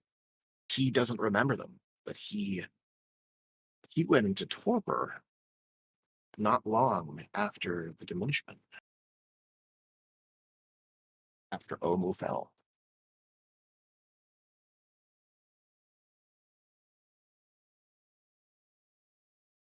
So you touch base with Adanu and pontificate a little bit, theorize some things, and get a little bit of a time frame of what happened when and maybe how. Adanu, he excuses himself to head toward the portable hole to catch up with Cowled and perhaps get her take on some of the current events, leaving you with some knowledge about the status of the very skulls you've picked up. So moving away from Leah, let's see, Biff and Banjay, Karn, Vanya, Verdi. Are you guys up to anything? And Bonjay wouldn't be up to anything specific. He would be chilling with sister. Um, Nothing major, just like chatting and All right. So you hang out with sister and you get to know them a little better. Um, sister is content to just remain close, at least while the sun is out. They are very much nestled into your cloak, and avoiding looking at anything that's particularly bright or shiny. So you kind of hang to the side, kind of sit on the boat in a shady corner. You find a bit of shade near the navigation booth. The Someone who knows boats helping with that. Cabin? Bridge. It's near the bridge. In the shade of the bridge, the sun is kind of ahead of you guys, so she can come out of your cloak and kind of sit beside you. Even then, the diminutive little creature is very personal space is not something that it can really comprehend, and you are warm, and it seems to enjoy that. So it's nestled right up beside you. Um, as Sister shares what it knows about the world, and it's surprisingly little that it knows. It asks you to, well, what's that? And she points to the sky. Where's the ceiling? Where are the stalactites? Are these questions that Blanche can answer? not without a puff. Um, Do you puff? no, he's out. I think he gave his last to Heldy. Um, he's gonna try to answer the questions as well as he can, as if he were talking to a child. All right. So there is no sky on this ceiling. There's no ceiling, really. It's just out there. What's out there is stars and more sky. This would be easier if you like knew words. But that's okay, because you're gonna be out here and you're gonna learn. You're gonna learn about all the things like the water and the trees, the different kind of plants that you're not used to, and so many people. With that, Sister nods. They nod briskly, and you see a little furrow in their brow. Words make it difficult. Would you like to skip words? I think I would. Okay, she spores. There's a big poof cloud of smoke like dust as Sister makes use of their report spores. Just like in the caves, you find yourself kind of coated in this fine powder. The colors of the world grow a little more vibrant. The sounds grow a little more real. And you begin to explain what you meant, talking about the vastness of the sky and the openness of the world. And you sense Sister in your mind just instinctively understanding, sharing the thoughts.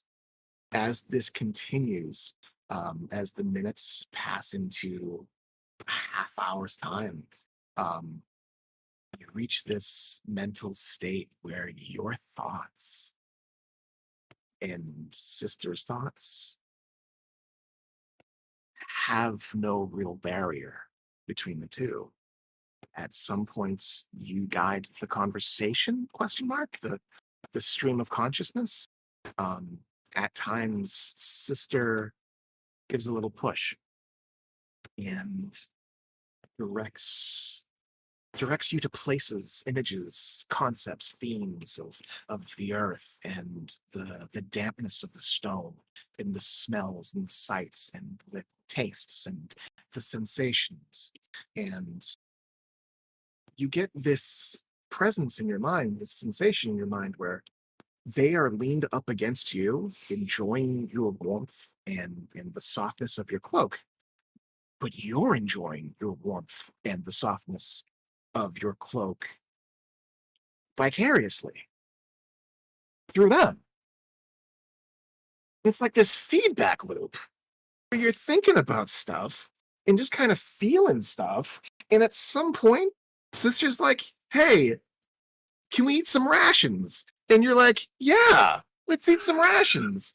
And then you're like tasting things, and it's like, oh, this is really good in my mouth. That's really good in your mouth. What does it taste like in my mouth? Your mouth tastes great. You have mind melded, and you are starting to just chill and vibe with this creature.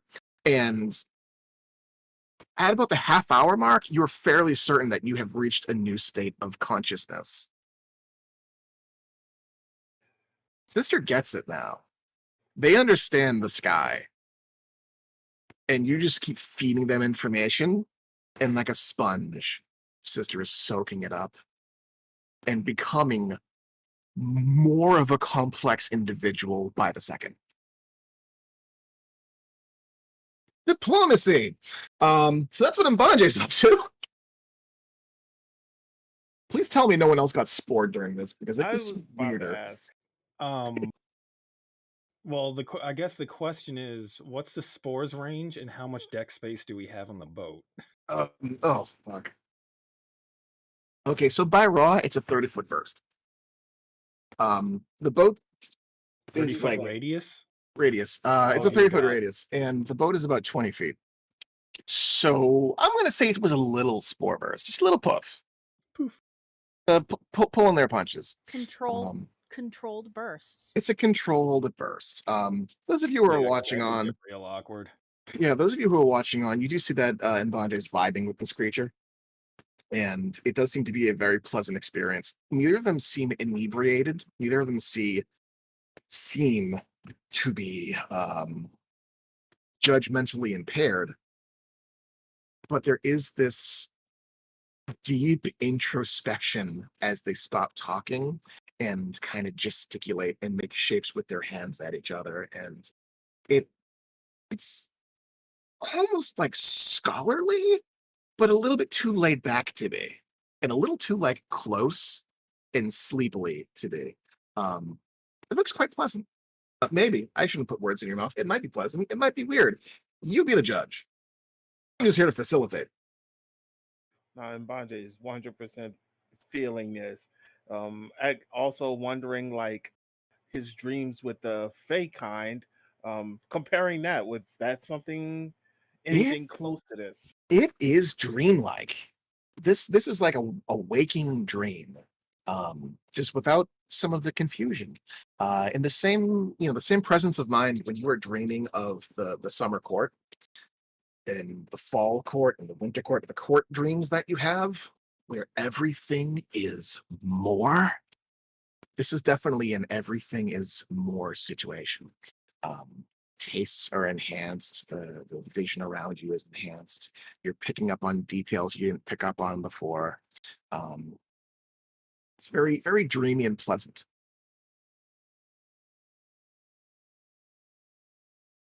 Okay. Mbanje is actually going to ask if Sister knows anything about like Fey creatures. Is that, ask, quote unquote. Yeah, so you probe and you push and steer the conversation.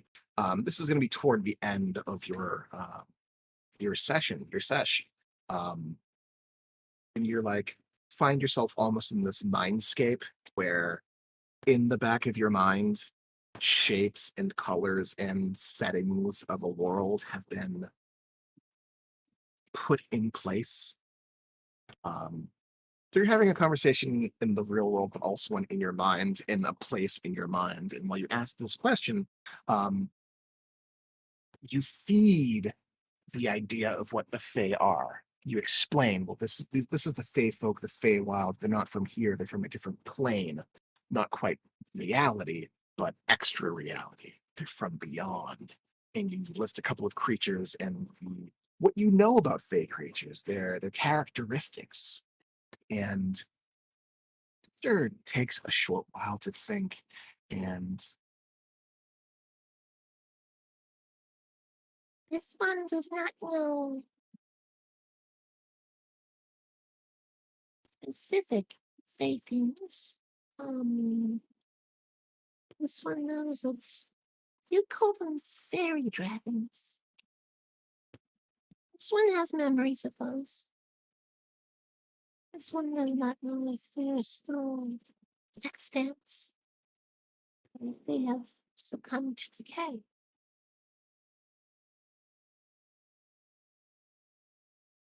They are pranksters. They are tricksters. They create magic with their breath. Or they did. Are they gone now? This one does not know. This one would like to see one. This one would too. Sister reaches out and places a hand on yours and nods. Continue to vibe the remainder of however long it lasts, about an hour's worth of session. Um, Coming out with a greater understanding of the universe. So while that's going on in Banja, you kind of vibe for a while. Uh, Vanya and Verdi. Are you guys up to anything? You're just catching up, going over the details of the day? Karn is going to crash Vanya and Verdi. Karn is crashing Vanya and Verdi. Cool. So Vanya and Verdi are like chilling and talking about stuff, and Karn's like, Jerry. Yeah. Vanya would be just kind of like looking over the Verdi's map as they're kind of like figuring out what are places they're going to hit up next. And Karn is going to approach to see if mainly Verdi, but after learning that Vanya knows something about plant and earth as well, maybe she can help. But he would like, he's got like 2 pounds of a rainbow crystal. Oh, from the heart of the world, yes. Yeah, he needs to know about how much that's worth. Appraisal. Okay. Do any of you have a jeweler's kit or jeweler's kit proficiency? Verdi does not. Vanya definitely does not. It's not. Okay. Neither of you really have jeweler's proficiency, so it's going to be a ballpark guesstimate. Anya, if you would like to make a knowledge check, I'm going to say nature or arcana. I'm going to go for nature. Could Vanya and Verdi put their heads together for her advantage? Yeah, sure. I got a +6. You take the lead. All right. All right. So you put your two brain cells together. It makes a loud clattering sound. 17. 17 natures. So you look the gems over, and Vanya, these are gorgeous. They are clear. They are resplendent in their colors. In Edith's shop, you could really mark these up and sell some tourists on it. There are some tourists here and there. They're rare. They always have money. They always have money. Verdi, from a practical stance, you identify that the gems, they're a precious mineral. You don't know what specifically. Like, they might be citrine, they might be um, tourmaline. You're not sure, but you know that they're more than just quartz. These are valuable. 5 pounds of it, he said? 2 pounds. 2 pounds. 2 pounds of it. On the low end, 100 gold pieces. On the high end, if it's really rare stuff, 500, 700. It's a huge range. With your check, you didn't identify the specific kind of gem. But definitely don't settle for less than 100. Okay, that actually delights Karn. And he is going to take up a position not too far from them. And he is going to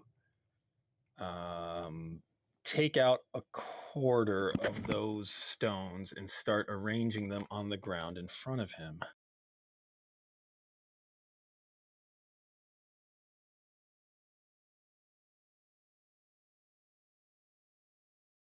Okay. So you guys give Karn a ballpark estimate, and he just kind of sits down and starts taking them out, sitting next to you guys, totally in your space. Verdi's definitely going to ask, what is he doing? Is he just. What is he doing? And do you have it do it so close to me? No, Verdi doesn't care if Karn's close. Don't cast so close to me. This one is going to ask for insight. And I'm going to use Druidcraft to start coaxing some vines to create like a little circle in front of me and linking the stones together. Then I'm going to hold my hands out in front of it and cast Divination. Okay, divination. Please post that spell in the chat. You've used this before, haven't you? Yep, once before. Let me see. We're finishing the next line. Hey, you finished a long rest, so there's not going to be a backfire. Oh, wait, hold on. Occur within 7 days. Your magic and offering put you in contact with gods or gods' servants.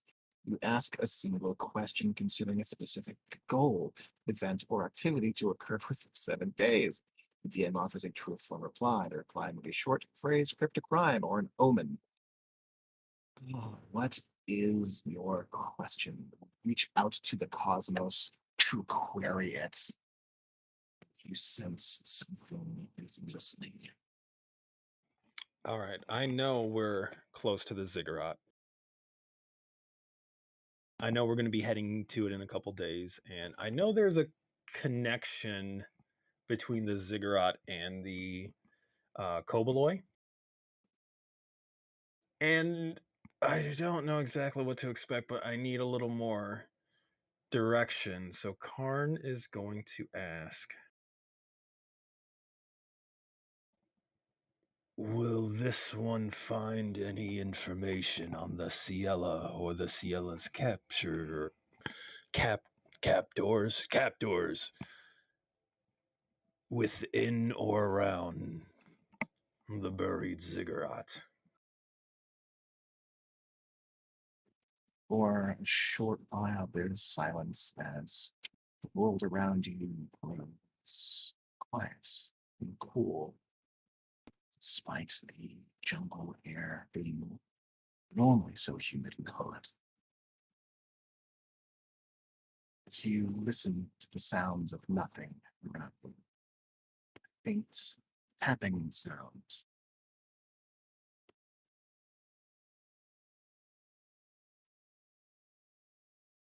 Approaches. A walking staff or striking ground.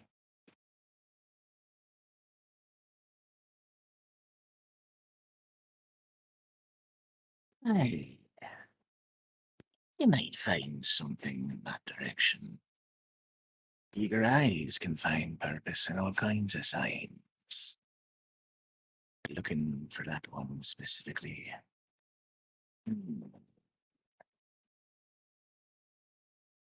Within you may find a hint. But the jungle may offer more. search for the camp. You'll know when you see the wide circles in the clearing. Find the mask within the temple. It may offer you something more.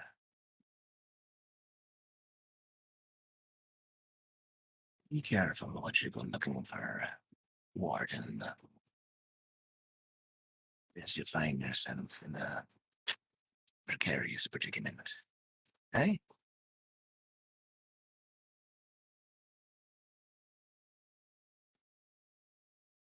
May this one ask the name of the disembodied voice? Let's see. One moment. I don't know if you get a second question. Oh, he definitely doesn't get a second question. From Oh, a yeah. distance, you hear like the sound of the distant staff tapping, and from what sounds like a distant hallway, you hear the voice call back. Oh, don't you worry. I'll be in touch. I'll be seeing you pretty soon, lady. Thank you, disembodied voice. The world returns to its former state. The darkness in the periphery of your vision fills with brightness. The heat of the jungle is once again imposing upon your shoulders. That spell consume the materials. Yeah, that's why I needed to confirm the offering. One by one, the crystals wink out of existence, as though someone has reached out and scooped them off the ground. Flip, flip, flip, flip, flip. Gone. Ah, that was helpful. That was spooky. What happened? This one spoke to a disembodied voice who advised this one on things to keep an eye out at the buried ziggurat. They will help this one locate the Ciela. Freddy's brows knit and twitch as Karn speaks, and then they rise as he mentions her name and nods.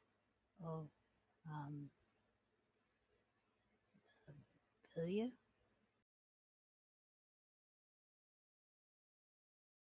What did he ask? Will you? Will this one what? Oh, find things?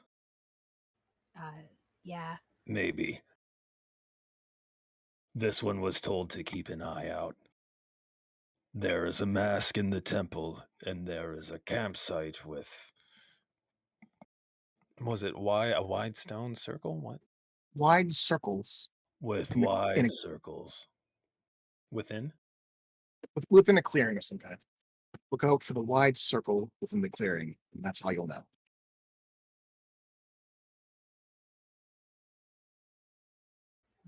Guess we should pass word for that.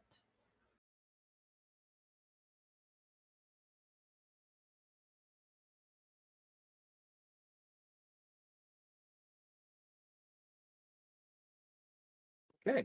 So, as you share the information and continue to go over affairs with Vanya, let's see. Bonji was doing that. Biff, you up to much? I don't know. Keep an eye out for cats. Pretty much. So we will, before touching back on Bones, I believe Wisp was harassing some turtles. Yes. So Wisp, you dart off into the distance and make your way to the back of the caravan.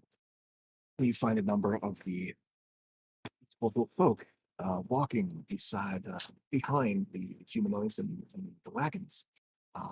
There is an elderly-looking The short and wrinkly, elder-looking turtle with pale brown skin and creases all over his eyes and a pair of spectacles. And, flanking him is a young, dark-eyed, um, somewhat stouter in build one wearing a necklace of various polished round stones. Um, the third is very broad and wide with a sleepy looking face and beady little eyes. And you see this one has a number of rudimentary tools strapped to their shelf. Things you make out as hammers. And the hammer looks to be simple twine and tinkering tools of a kind. One kind of lumbers and walks with a slow and steady gait. And the fourth of them has more of a snapping turtle-like face with a jagged maw. This kind of dreamy expression as they look about. They have a wreath of moss and flowers about their neck and the side of their brow. They walk with a gnarled wooden staff, which appears to still be alive, with sprigs of live branches of leaves jangling around it. You approach, and the eldest kind of nods in your direction. Hello, traveler. Oh, hello. I have never met anybody like you before. I've only heard things and stories, and you've traveled so far up. How did you do it? Well, we have never met anyone like you. All living creatures are different and unique, each one more special than the last. Carefully, quite carefully, patiently, and perhaps skillfully.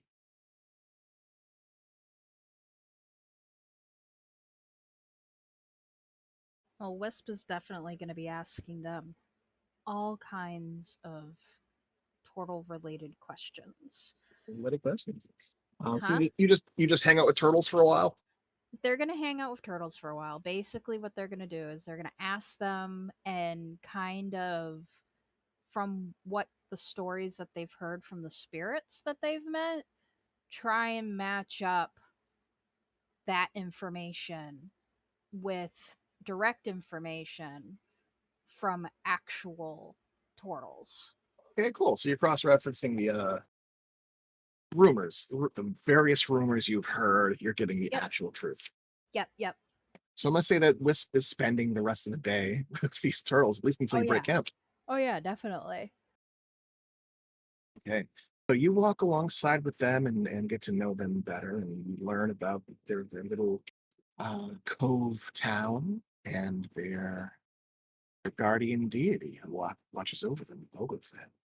We'll come back to you later. Because Bones, you're looking for Edith. Bones looking for Edith. So you gotta ask somebody about face shit. So she does owe you a favor or two. You make your way to one of the wagons. You find that Edith, in her adoptive form, the short and freckled, dark-skinned woman, her hair tied up in a very similar looking hairband, kind of like the one that you had, maybe copying your look a little bit. You find that she is preoccupying herself with some younger folk, 30 somethings. You approach just as it seems she has shared a dirty limerick of some kind, causing some of them to laugh and some of them to look aghast at this kind old lady speaking like a sailor. That is what you walk into. Um, as you approach, she clocks you pretty much immediately and lifts a hand to gesture in your direction.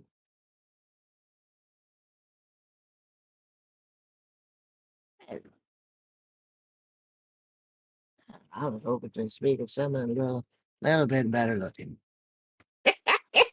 She hops off of The wagon kind of hobbles beside you, walking with the wagon, but walking with you away from the wagon. Staff in hand, she gets a little bit of a distance away from others and looks you up and down. I've seen you've gone through some hard times, you might say. I detect the presence of a soul scar. What have you been up to?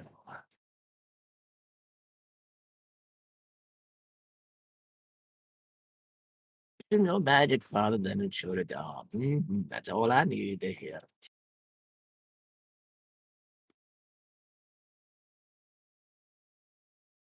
She squints at you a little bit. Come back to that in just a moment. She looks you up and squints a little bit and studies you for a few seconds longer. Mm. Well, I'm glad to know that it was from pushing the magic and not from dying. Oftentimes you see this kind of scarring from someone who's been recently resurrected from the dead. Not something I would recommend. So I'm glad to see that you've maybe hurt yourself rather than getting your damn self killed. The Feywild. Now, why would you go out messaging the Feywild? The veil, as broken as it is.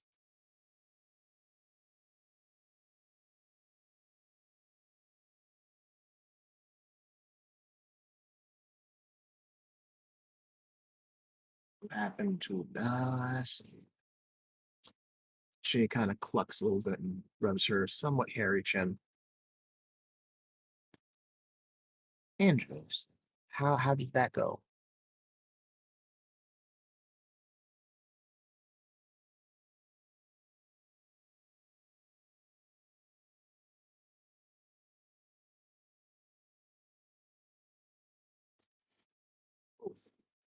Yeah, I suppose that's true. I suppose that's true.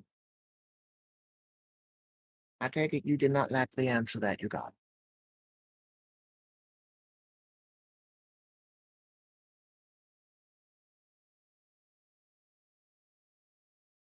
Places both hands upon her staff. One moment.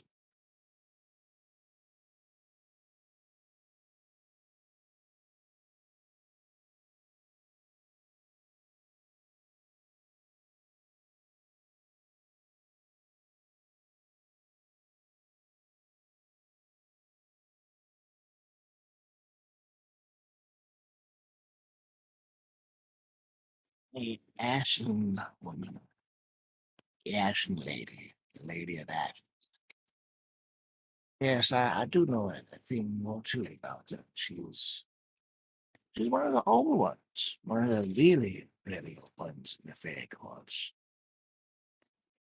Typically speaking, if you are a known and named entity, it's because you've been around for at least a couple of millennia. She's a little bit older than that. Not quite dawn of creation old, but quite old. She is one of the many lords of the harvest, the autumn course. Her domain is the ending of things, burning of the crops, so that from the ashes something new may bloom. She represents new beginnings and reviving hands. In equal measure. So, on a scale of 1 to capricious, I'd put her squarely in capricious. Yes. She's known to have had many, many suitors. She is known to have kept none of them. For one reason or another, things don't seem to work out quite right for the Ashen Lady. It is her way. The end of something, the beginning of something new. Nothing lasts. Nothing lasts. Good God, nothing of it. That's why I'm an outcast, you see. And the whole gold thing is kind of worthwhile. That said, what specifically can I tell you about her?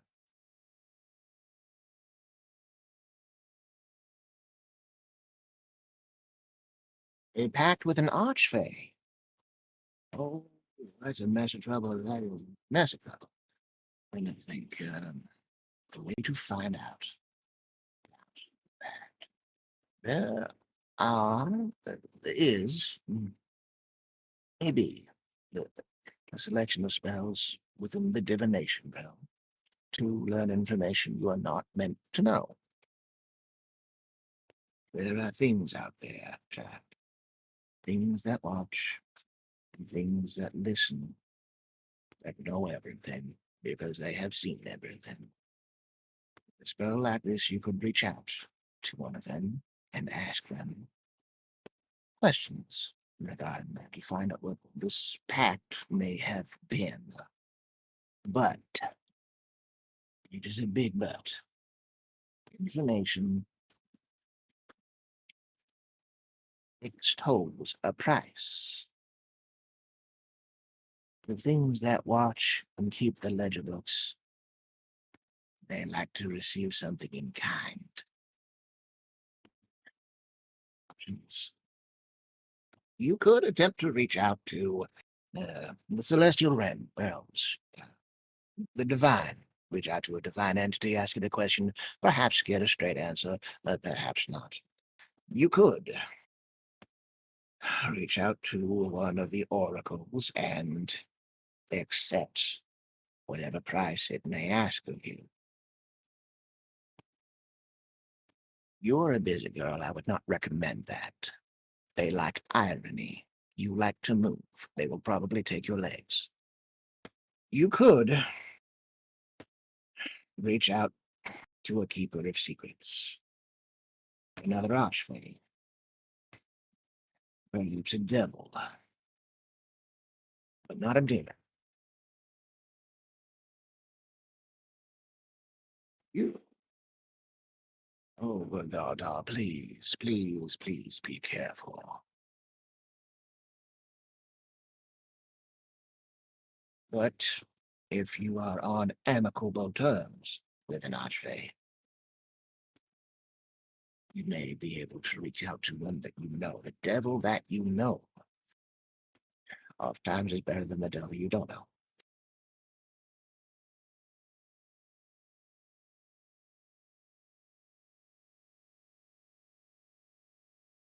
Okay. Edith takes the plectrum from you and looks it over.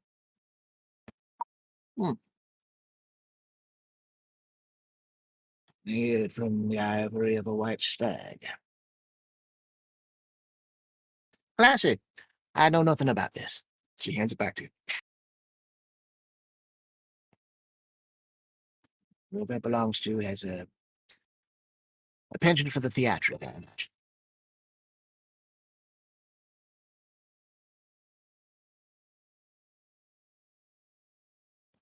She furrows her brows and is going to check.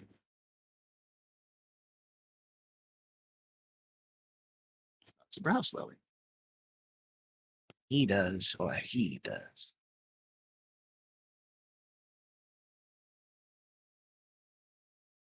Lapine Prince, Fastlings, he, the seducer.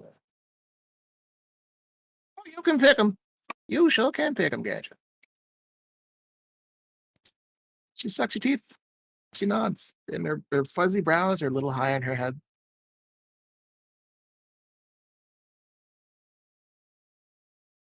Oh boy. On a scale of 1 to capricious, likewise capricious. They all are. They're all that way. Yeah. You have someone you love, correct? You do. Remember that and invoke that if it should ever come up. He is bound by courtship. But I have not known this one's type to never not court.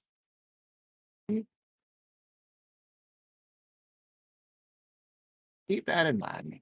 Things like the love, the relationship, the bonds that you bring with you can protect you from advances and the ire of a sperm advance. You know, maybe better not be in true love just in case. Wrong stuff if it is. You're young.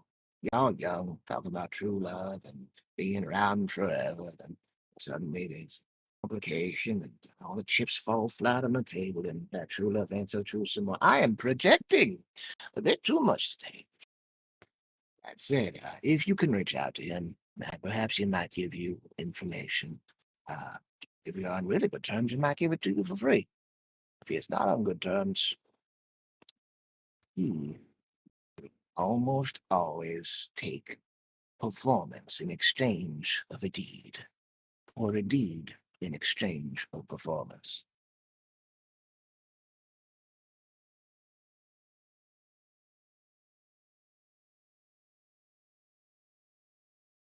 I hope that helps you, child. I hope that helps you.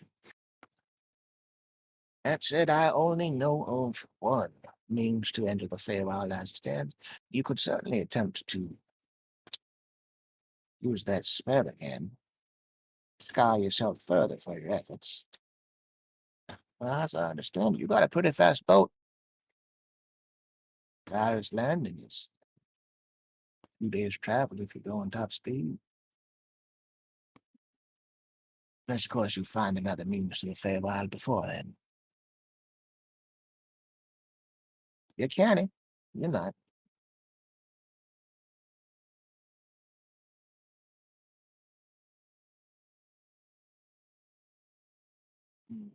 Strange. Well, I know of no way to make a dream like that happen, but that shaggy fella, friend of yours, the one who isn't what he looks to be, Muscles Mackenzie, the other Muscles Mackenzie, not the beef Biff, but the other one, the big guy. He might have a remedy or two, judging by the color of his aura.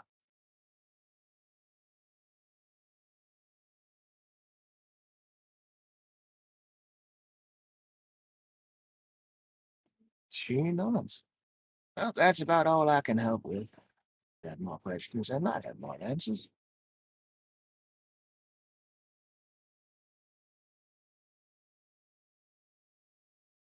And Leech. She nods. As she begins to walk away, one hand on her staff, her laurel staff, she pauses, glances over her shoulder. That said,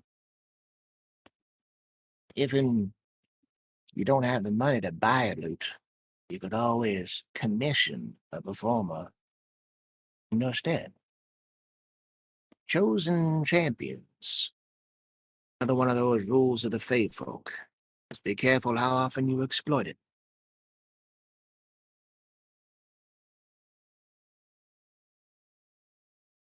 She nods, and she begins to make her way after the cart that she had been sitting on. Put that dinosaur down! I need to catch up, and I don't feel like running. Hobbles on after them as the Ankylosaurus slows down to a crawl. Someone tries to pick her up to put her back onto the cart, and you hear a crack in the distance as she's just cackling as people are trying to lift this giant, tiny woman into the cart. So there's chaos over there. As you head back to Alina, heading to Alina.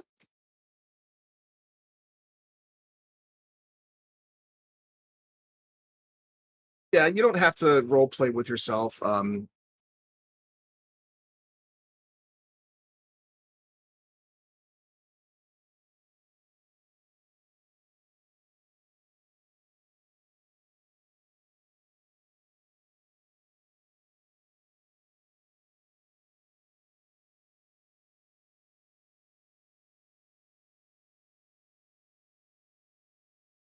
Instrument.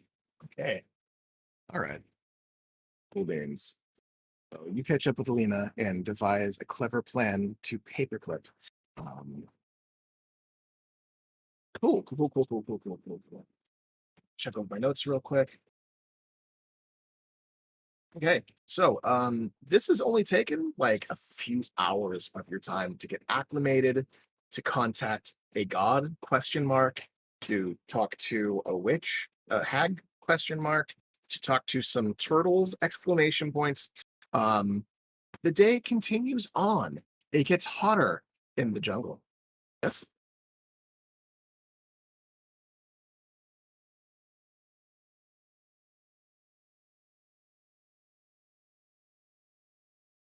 Okay, we're giving out poison. Oh yes. That's going to go over big with the archers and the rangers. So that's actually a substantial offering. Cool. So time passes. Lena spends most of her day tracking down someone to trade things for. Um, as noon gives way to evening, and people start to sit down to eat their dinners, to prepare for their evenings. The caravan moves for about 8 hours of time.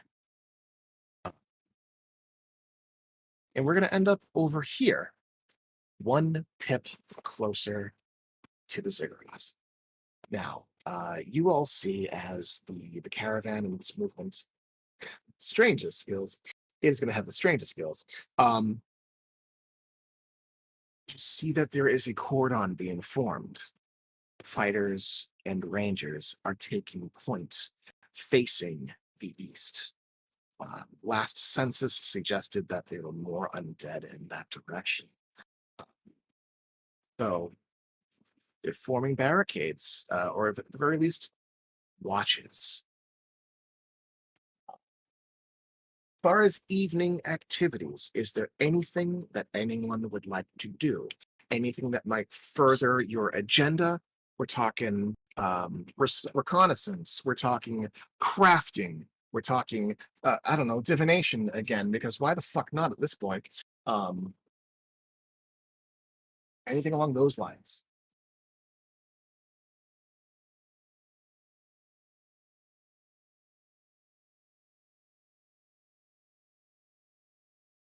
I think during the day at some point, Vanya would probably seek out, um, well, see if Roar would allow her to brew some things in his portable hole, since it's a nice stable area for her to do some magical cooking in, and Okay. seek Edith's help with stuff. Okay, so you get Edith to go into the portable hole and brew stuff there. Is that what I'm picking up? Yeah, assuming Or would Roar is say okay with it. no. Or would say If it no. involves any of the mushrooms, he would say no. And just as a quick flavor, after the mushroom puff and everything that was going on in Banje, he raced up there and prestidigitated all of the shit off of the boat and then went back. He just cleans it up. This grumpy robot noises. Goes He back was and drives the boat. yeah, he was very clear about at the mushroom caves. As long as the mushrooms do not go into his portable hole, he's okay with helping people transport stuff. But he doesn't want anything near him because he doesn't want to have a rot issue, and he's already cobbled together as is. So The wood rot is a serious condition. You got to get a cream and everything. It's terrible. She has a number of other ingredients that she can work with, so no Okay. mushrooms is not a problem. No mushrooms. All right. okay, So this is going to be a different kind of crafting. Those We two can potions. work that out between games, because I need to compose a list of all her ingredients and figure out what's reasonable. Okay. I'm going to say you get. Fuck it. We'll say you get 8 hours of crafting time. You're not actually crafting for 8 hours, but it's going to be, you're inspired.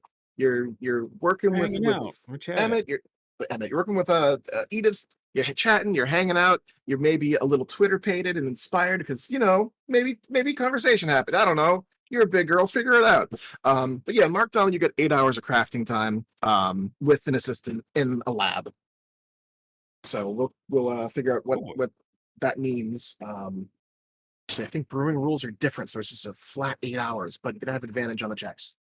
So we'll come back to that. Was there anything specific you wanted to like touch upon or talk about during crafting time? During crafting time.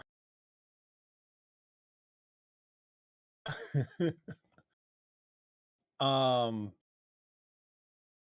And seek So is advice from someone who's Khaled made too many mistakes. is Khaled still hanging in there the whole time, or will there be some time where Actually, Vanya and Khaled, Edith are alone? yeah, Khaled and Adanu, they're gonna get bored eventually, make out for fresh air so they can stare at the sun for a while because that's what elves do apparently. Gazing, they call it. It's weird. Unless you want them around, you will have No. privacy in the hole. There would be a just out of the blue as they're working, Vanya's just going to open up with, I think Verdi likes me. You get a fucking hell. Hold on. You get a look. You get a look. Just innocent watching the brewing currently going on. And there's silence for a few moments, and then Strapping young man rushes into a burning building at your defense, reaches out to help your mentor, for whom he knows you care greatly about putting himself at risk of life and limb, deals with a hag, remotely piloting a burning fireplace to try to help for aforementioned mentor and you. Uh, what makes you think he likes you? Actually, I don't see it. I snort a little bit. Well, Verdi is a very nice person and is likely willing to do that kind of thing for anyone.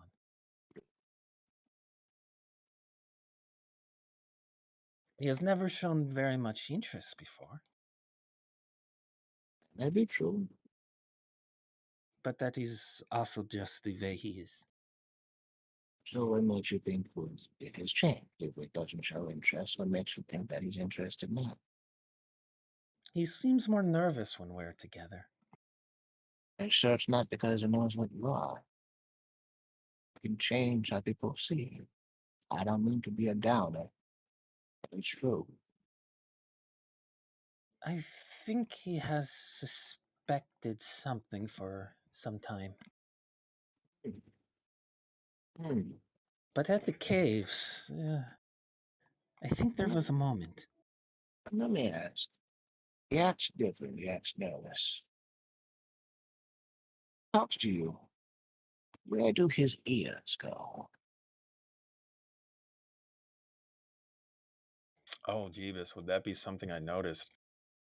would that be something you notice? Cece, is that something that Vanya notices? I don't know. Tell me, does if Verdi intentionally guards his emotions, roll me a deception check, please. It's retroactive. Vanya will note that Verdi's tail tends to wag a lot more often around her. Vanya does notice that. The tail wagging is something that happens, but the ears, well, that's a 6 on die. 6 on die. I don't think I have very good pluses in deception. No, you have like a flat 0. Vanya, please roll an insight check. I actually have a negative in deception, so that's actually Fantastic. a 5. 16 beats 5, I think. So there's this thing that happens as Edith kind of grills you about the mannerisms, and it starts with the ears, and it moves to the tail, and then it moves to the cheeks, and it moves to his shoulders, and moves to his hands. Vanya, give me a deception check. Deception check. Unless Vanya is open about her feelings. As you're talking with Edith, are you trying to conceal? Everybody knows.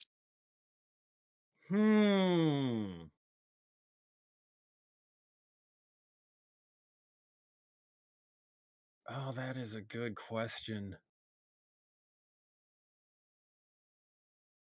I think Vanya is in kind of a confusing place herself. Is I Vanya don't- lying to herself? I think she's got some things going on in her head, and she's not entirely sure. She has strong feel.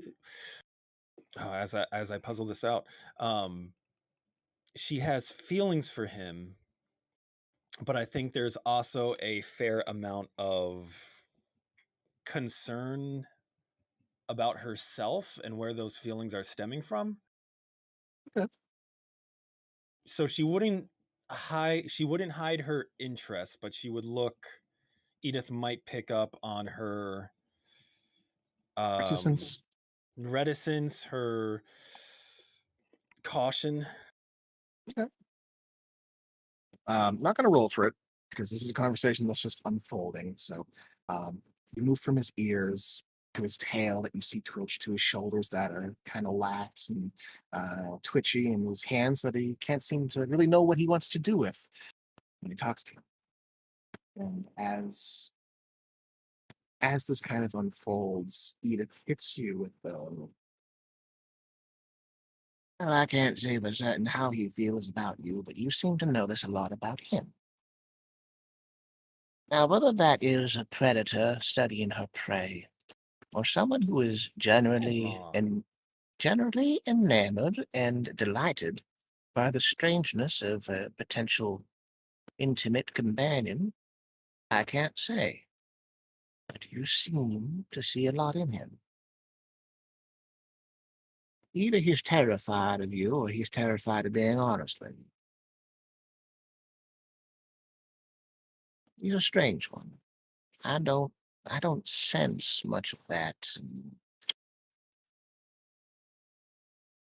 Well, you know that Monty fella. Of course. I don't sense much of that in Vidar, my friend. Let me ask, what would be the harm in simply taking him back by the back of the head and kissing him? 1 second.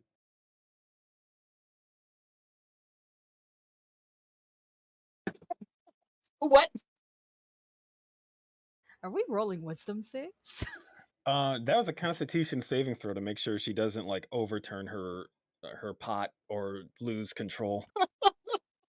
You stammer and shake. You almost do something you don't want to do. You almost fuck up. Real close. Auntie. I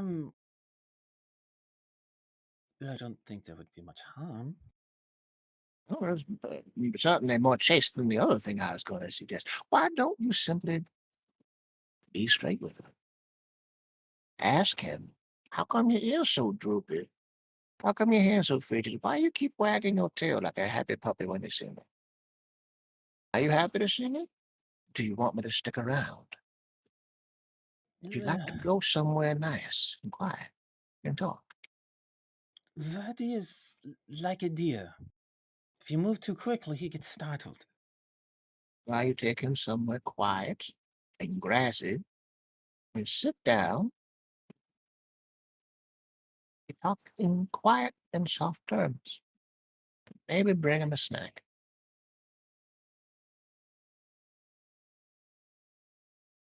And you don't grab him by the head and kiss him because you're not done. Like a deer. No, he's very much not the type. But then again, maybe he is. You never know. I give her a look. I'm just saying he's got a really nice set of lips on him, and if I was 60, 70, 80, maybe 120 years younger, How old are you? excuse me, young lady, that is not a question for you to ask without getting hit with a spoon. Now, I would beg you not to ask that again, otherwise you will feel my wrath. It's just the two of us here. It's a fair question. So do you like me? Like that? Maybe that's the question you should be asking, not me, but asking him. I set myself up for that one, didn't I? Yes, you did. You're asking me how old I am. I swear I'm the gods older than no doubt. you know, this little nightly rendezvous of yours.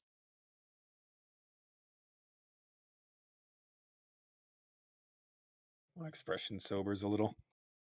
Mm. He knows of them, but he doesn't know exactly what she does. He just knows she leaves at night. He knows I go out. He purses her lips.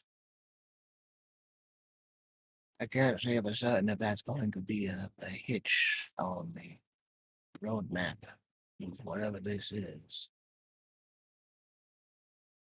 But if you do intend to start something or identify something that might be, give it a word and a shape and a form that you can touch and look at.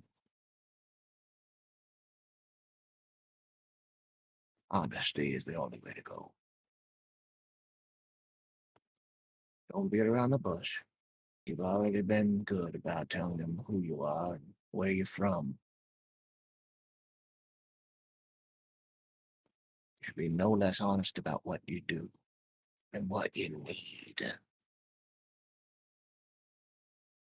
You and I don't talk about your indulgences, but I know what it feels like. And I know what good they do for you. And I know what people would say if they knew about them. I don't think he's the kind to judge. But when you do take him by the head and you kiss him real hard and you say, hey, now you're mine, maybe the second conversation is about the indulgences and, that. Just so he's not being set up for something he's not ready for.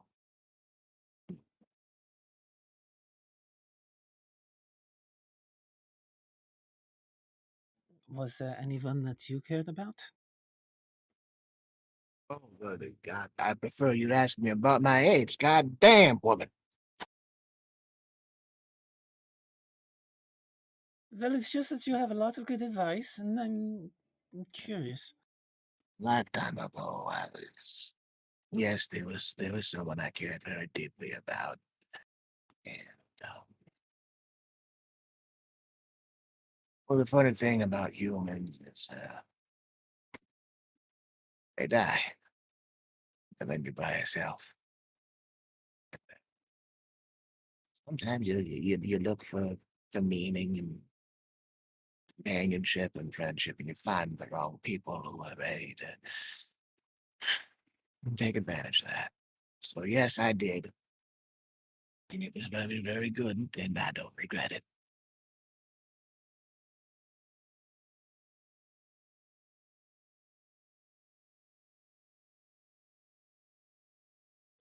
Nod thoughtfully.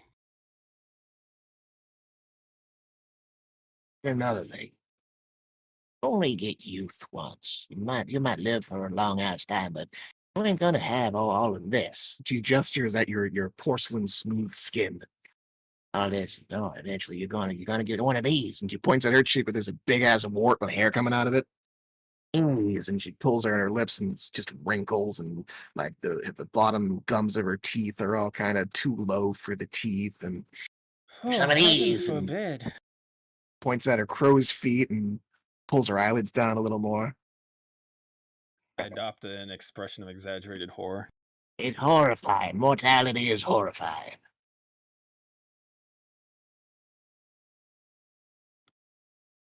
So hop on that shit as soon as you can. Are you both still pretty?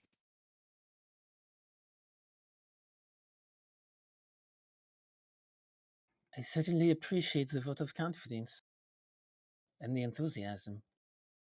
Enthusiasm's one of the few things I got left. She nods at you and kind of shakes a spoon at you. Thank you, Auntie. Yeah. You guys Yeah. continue to stir the pot. Most Do definitely. you continue brewing for the whole 8 hours, or do you? decision at the behest of your mentor? Oh, I think once camp is being settled and it's like evening, not quite evening, but like late afternoon,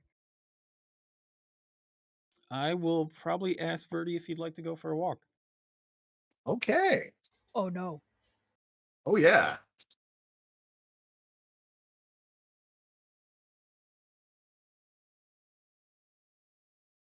Brewing is done. The portable hole opens again. Edith heads off to her wagon to sleep in a better bed than the one she's bought. 'Cause everyone wants to give an old lady a nice place to sleep. That's the gimmick. That's the hack. The hack. Um, The hag hack. the hag hack. That's the hag hack. Um, Verdi, I don't imagine you moved far from the boat.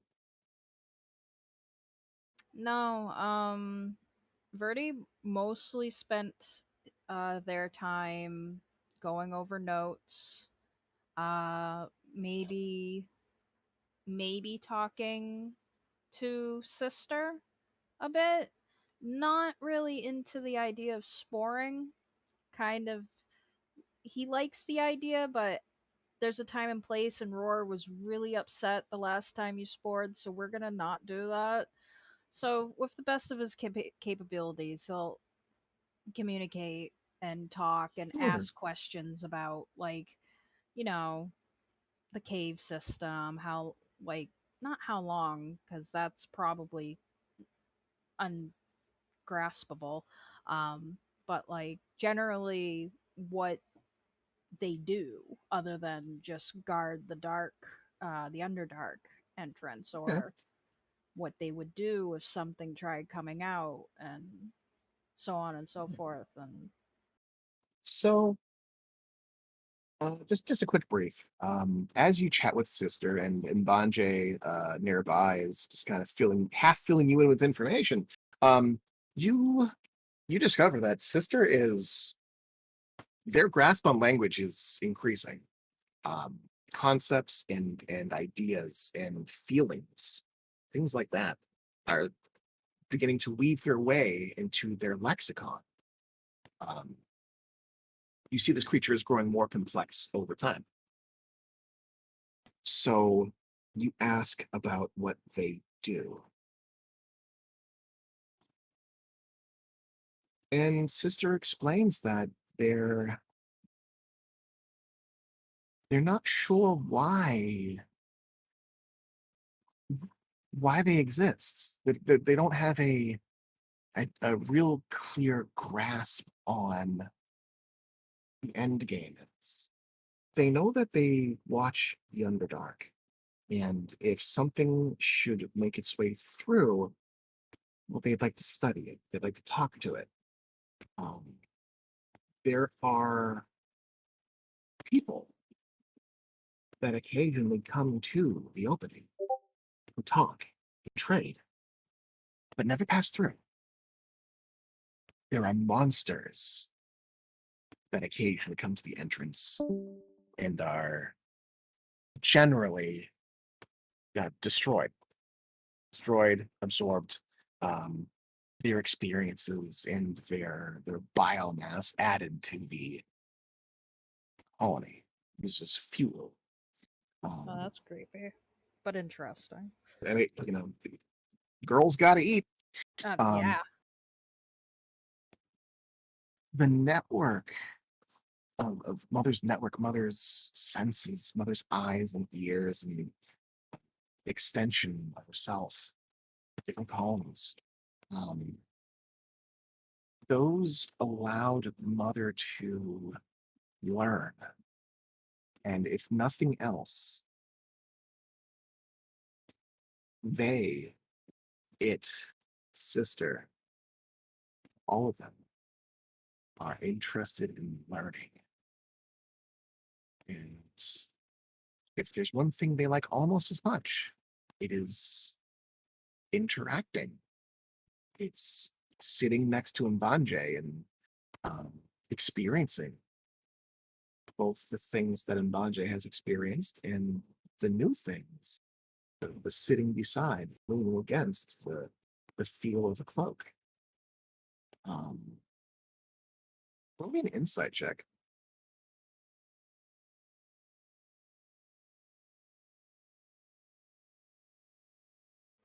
That was a 2 on die, so that's a 6. That's a 6 insight. It's all very peculiar and all quite alien to you.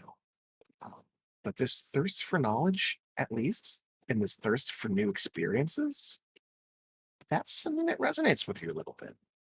You can't discern an end game, but you kind of insinuate that maybe this little fragment of mother, this little entity created by the core mycelium sister, um, is a means to express some kind of wanderlust.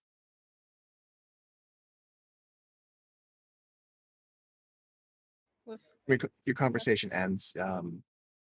Sister is kind of resolved to thinking and meditating about why sister likes that. Sister doesn't know why sister likes it. What are you saying? With the knowledge of them wanting to learn things, Verdi will ask if they would like to see Verdi's notes about the island, or just share information. Yeah, you have a powwow. You sit with sister and you sit with Mbanje and you share things from an anthropological point of view. Basically sharing your notes, sharing your science, your understanding of the world.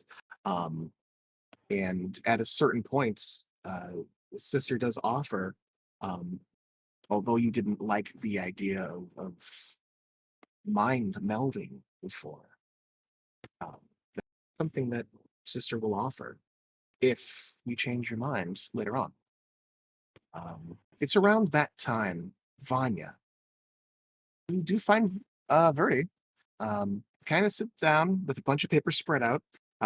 Sister is looking at notes and maps and touching the paper, and it sticks to their skin before they shake the paper free and touches it again, and they're delighted that they are sticky. Meanwhile, Verdi's just rambling on about experiences and his notes, and actually doesn't quite notice Vanya for a moment.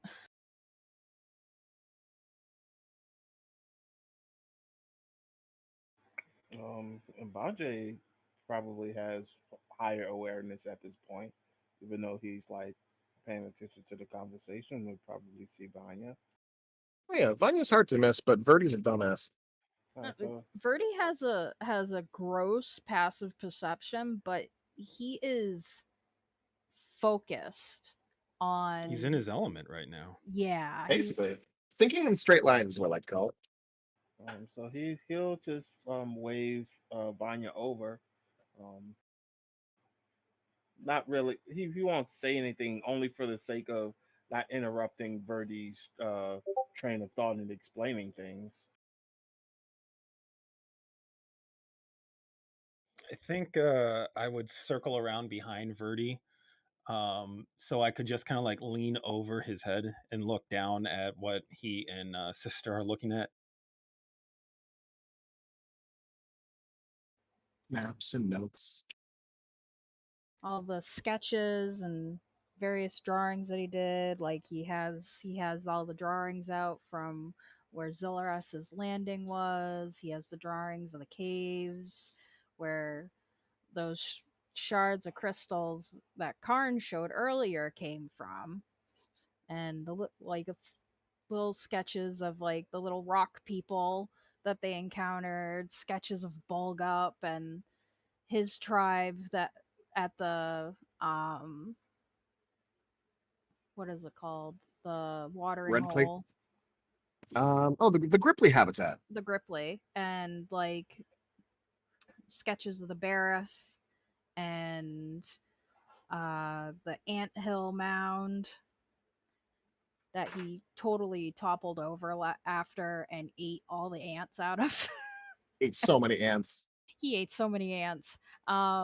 Sketches of the Red Clay Clan, and no, I don't have a list. This is memory. Yeah. Holy shit. Okay, cool. Wow. I'm touched. There's a reason why I can't take notes because I just remember most everything. Except for when it comes to Wisp. I remember what I remember. I couldn't remember words, and it was Warden. Got it. I think I at was some just- point some of Vanya's hair is just going to start dangling on top of Verdi's head. It's some grudge shit. Oh, that makes his ears flick, and he immediately like goes to like bat, like it's a bug or something, and he turns and he sees her, and he just freezes. Hello.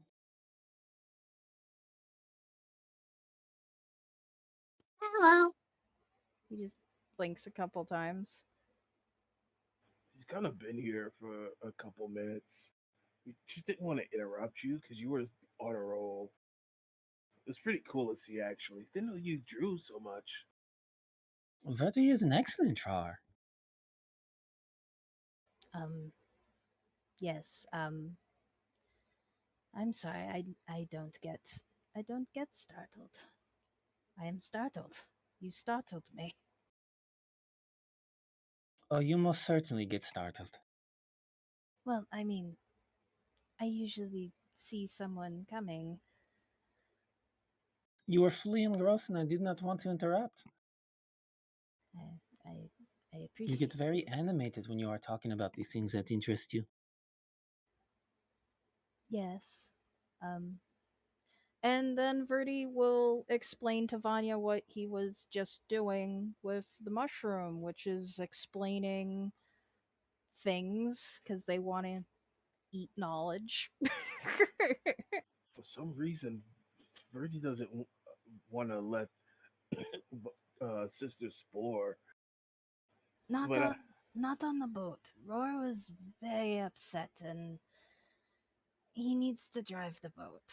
we can Uh, leave the boat. We can totally leave the boat right now. Well, camp is going to be set up soon, so yes. You're gonna love the Spore. The Spore is so great. I have been spored. It was an experience. It is the best experience I've ever had. It's like I knowing the think we need to world. work on your inventory if that is true. What's better than experiencing the world from two different sides at the same time? Euphorios? Oh, euphorios are very good. Oh, I wish I had a Euphorio to give to Sister. You would love Euphorios. Sisters is kind of looking around between everyone, and they tilt their head at the mention of Euphorios, not quite registering what this is, but they do seem eager to have what this is. And Actually, before camp is struck for the evening, Verdi, I was wondering if we could take a little walk. The weather is nice and it seems relatively safe around here. Verdi checks the map, looks how close that we are to the undead area. We wouldn't go far. Okay. Perhaps you can help me find some rare flowers. Sure. That would be fine.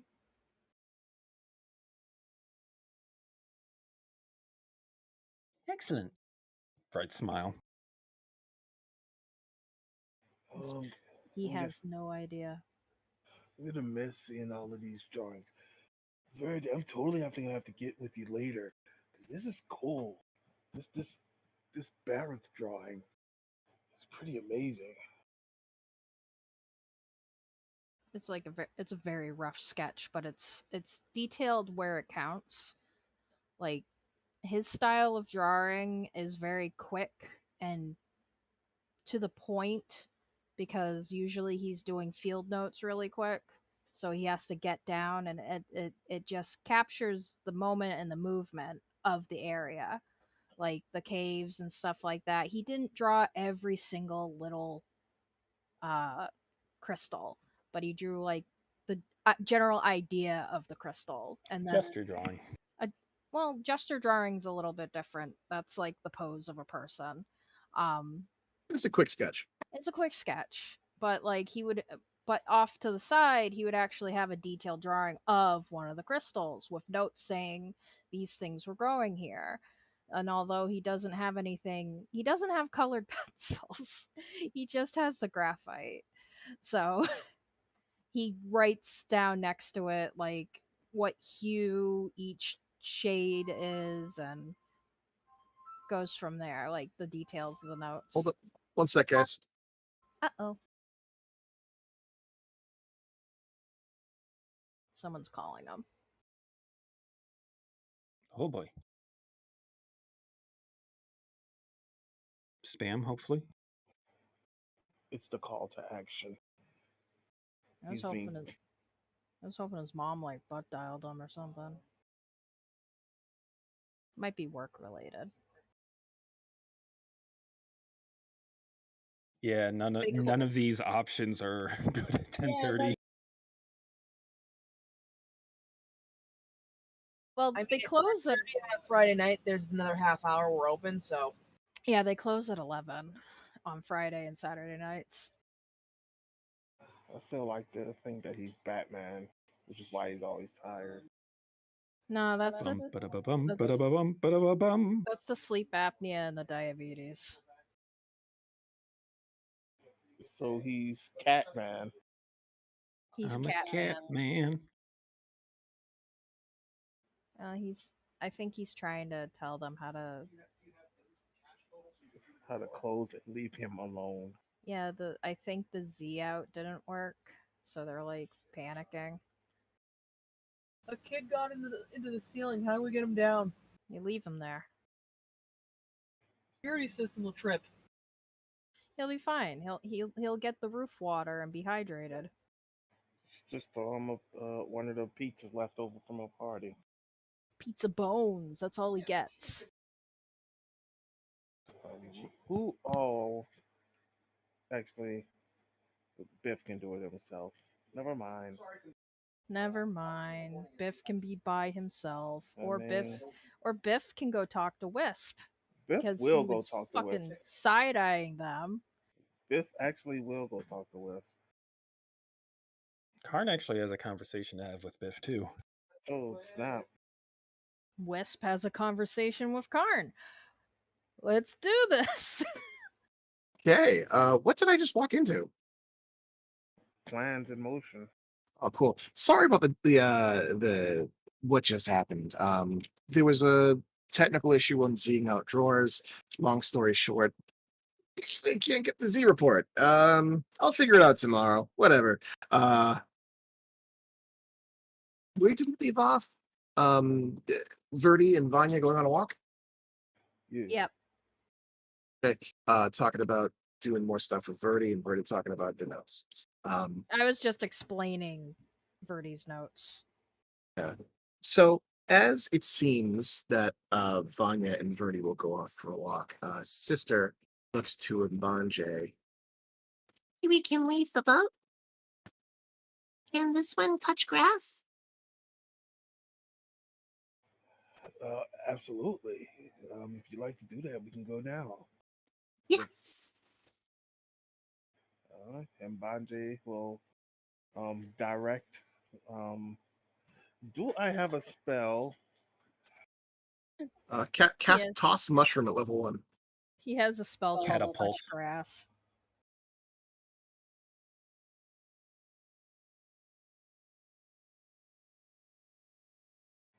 Touch Grass is the best spell.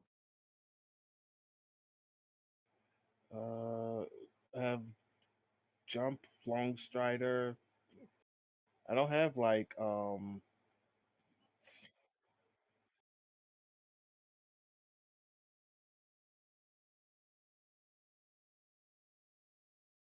That works. Okay, Um, sure.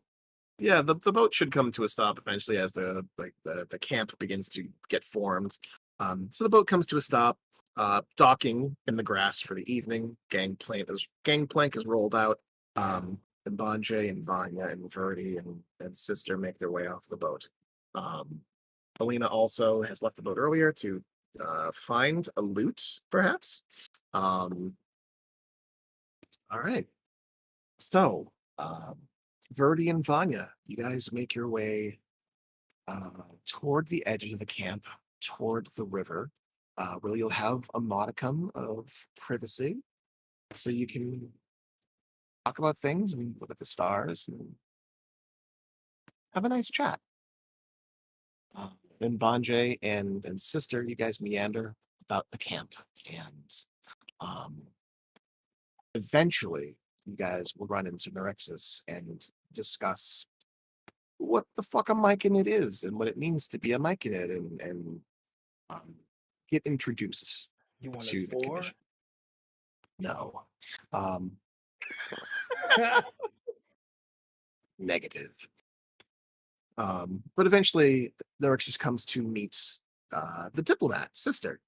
Learns a little bit of what's going on to the north of here, the Myconid colony, and essentially, you and your diplomat are offered, um,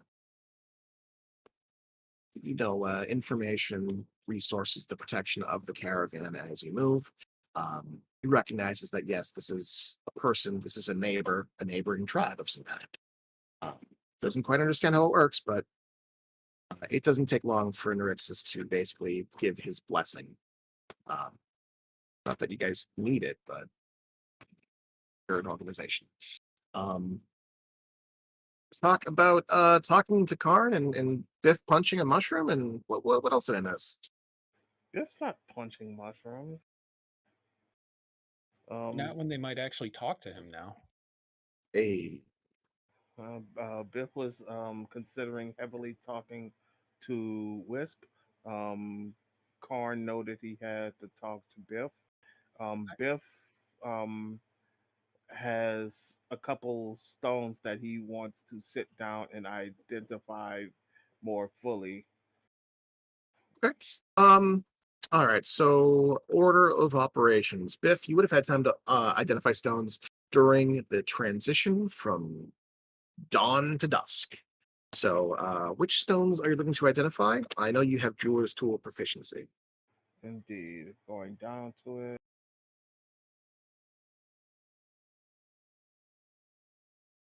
Um, where is it?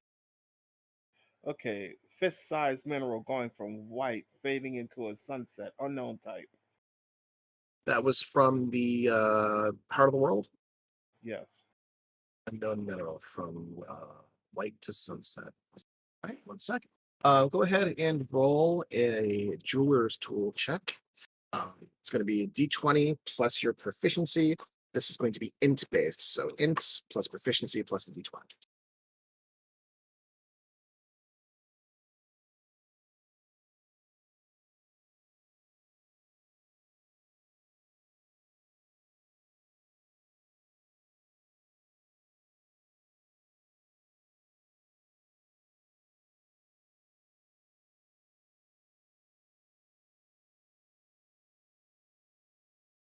Oh my god.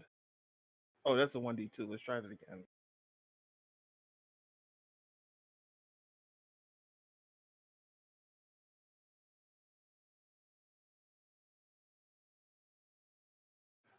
Not much better. So That's not including the 3 and the 4. yeah, no, no, like that's still only +7, so 15. We doubled it though. 1 moment. Fair. Okay, so 15. That's not bad. That is not bad. Stone you identify as a large chunk of carnelian stone. Um, it's got a lot of superstition that surrounds it as a a spiritual stone. There's a lot of ancient people who had various myths about it. Um, its red color is what's that word? It's associated with blood. It's associated with life force. It's associated with healing and spiritual wellness. Um, it's semi valuable.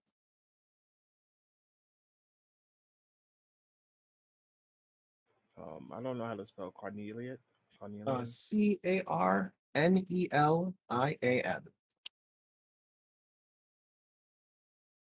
That was close. Okay. And it ranges in colors from an orangey color to a vibrant red, and you have a raw chunk of it. This could be worked, this could be turned into necklaces, rings, earrings, toe rings, lip rings, nose rings, all sorts of stuff. It doesn't have much application outside of jewelry. It could be used in arcane work, but mostly it's pleasant for decoration. These days, nobles tend to want them. You could upsell them or carve them into something nice for yourself.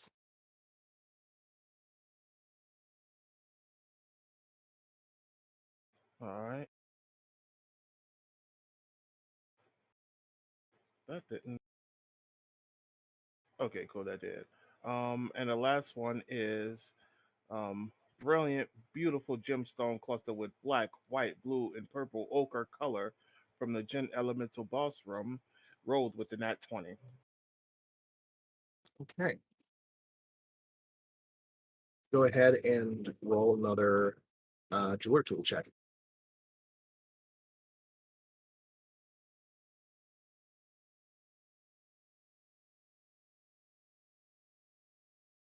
22. Okay.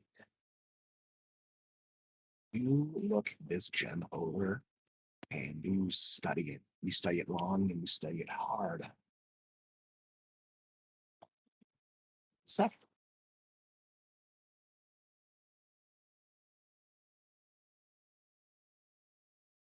looking at it, you are struck with this sort of moment where all these different colors shouldn't exist in a single stone. Um,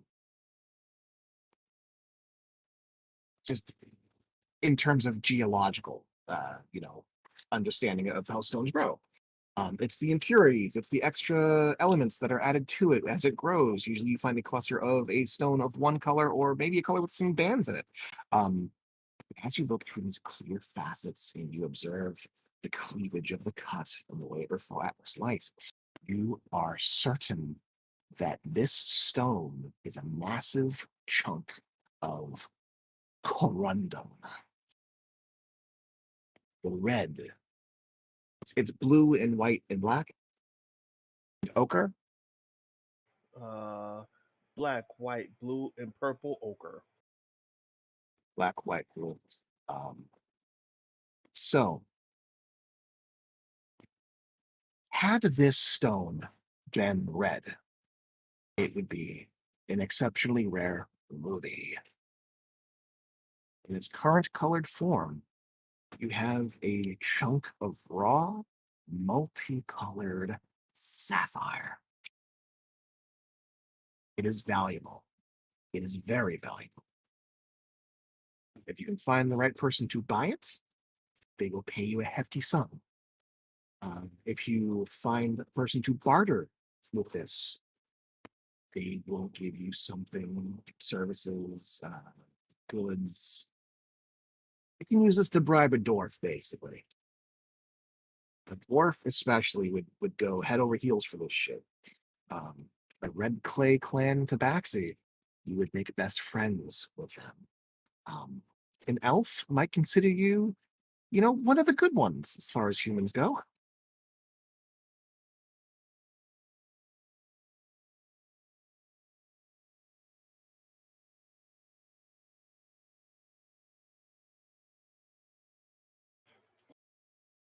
All right. And that would be it.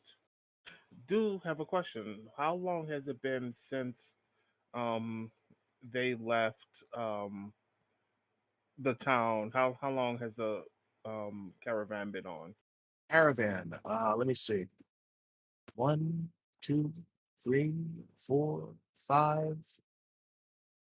All right. This would be the 5th day.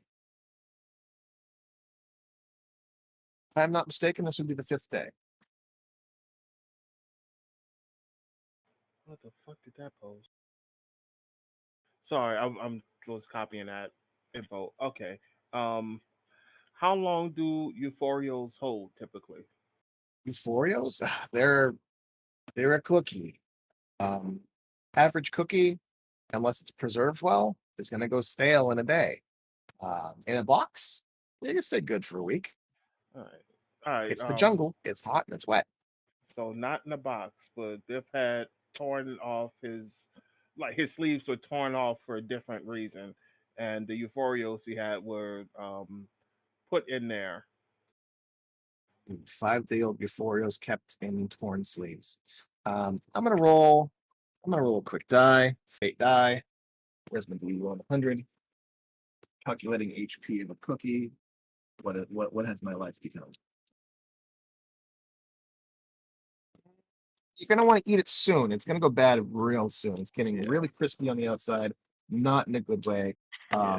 That powdery topping, that powdery euphoria, crack cocaine goodness is it's a little wet. It's starting to smear. It was powdered sugar. Now it is frosting. Worst way. Oh, how powdered sugar cookie gets kind of sticky and slimy. All right. Last question. Does what's her name, Leah, have preserved food and water or something like that? Purify food and drink. Sam, That's a good. check. Holy shit! I think you might have that as a knack ability. Could be wrong.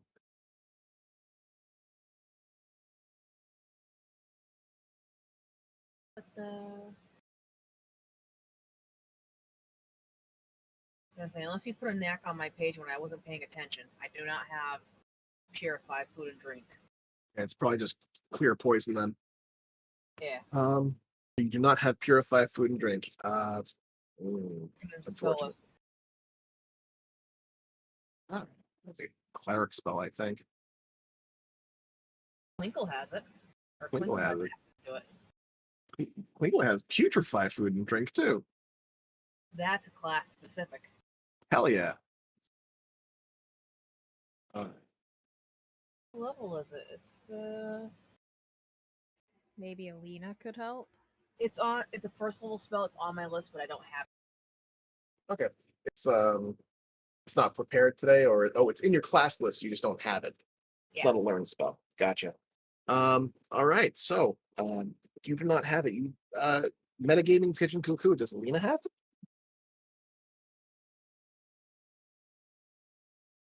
Alina doesn't have access to her spells because she lost that shit. Oh fuck! We created a cookie crisis. All right. If Meaning like no other spellcasters in this caravan. what about You know other spellcasters in the caravan. Or I forgot the hag's name. Edith? You know what? Edith. She can't purify food. She can only make it worse. Out of character, John could do it and Galleon could do it. Okay, he will trade roam around the camp, just calling out for someone who can purify food or water. Please, Biff need pure ethereal. Please help my cookie. He's very sick. So Biff will trade half of Euphoria for a little sprucing up. Give the other half to Leah because she's a cool bean. So you go about and you purify the cookie. You reach out to Gallium or to Jean? Let's go to Gallium because accents. Best choice. Nah, Gallium will make this cookie better. Give cookie to Gallium. Blah, blah, blah. All right, we'll half the cookie to Gallium. Gallium is going to take half that cookie. Oh, Gallium does not need to eat, but he certainly enjoys it. So he'll take the cookie. This is now a crispy, crunchy cookie with a powdery topping. He hands you back the other half of the cookie, and you kind of leave the conversation as Gallium's eating it, and you hear his knees buckle with a as he kind of shudders. Oh, Romanetta, it is good. In the distance, as you make your way with half cookie in tow, in hand rather. Why would you put your toes on that? You give the other half to Leah? Well, he has two cookies. You got 2 cookies? Yeah. That's so many cookies. So yeah, one half to Gallium, one half to Leah, to divvy up between to the elves as you wish, or to Horde. But towards the cookie? I mean, it's good for another day or two. I can hedge my bets. And with he will give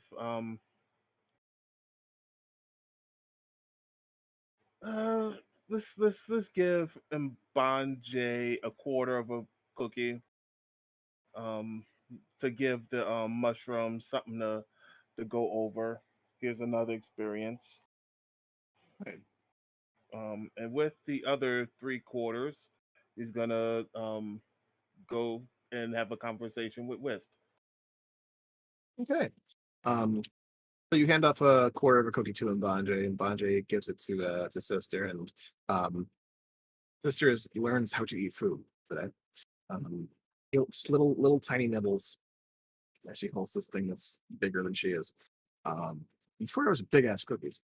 So with 3/4 of a cookie, you leave the chirping and chittering, extremely happy Mike kid behind, and you seek out Wisp, who has sequestered your Torquil companions for just a powwow. There's a small fire, a small campfire that's been lit. They've found various stones of different sizes to sit on.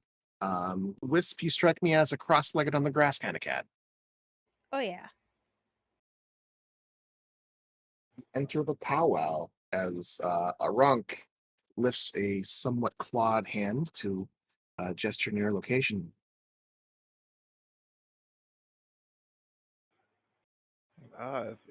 If sorry, if they are with the turtles, Biff is going to offer the rest of the Euphorials to the entire group. Okay, so what happens next is rather quite magical.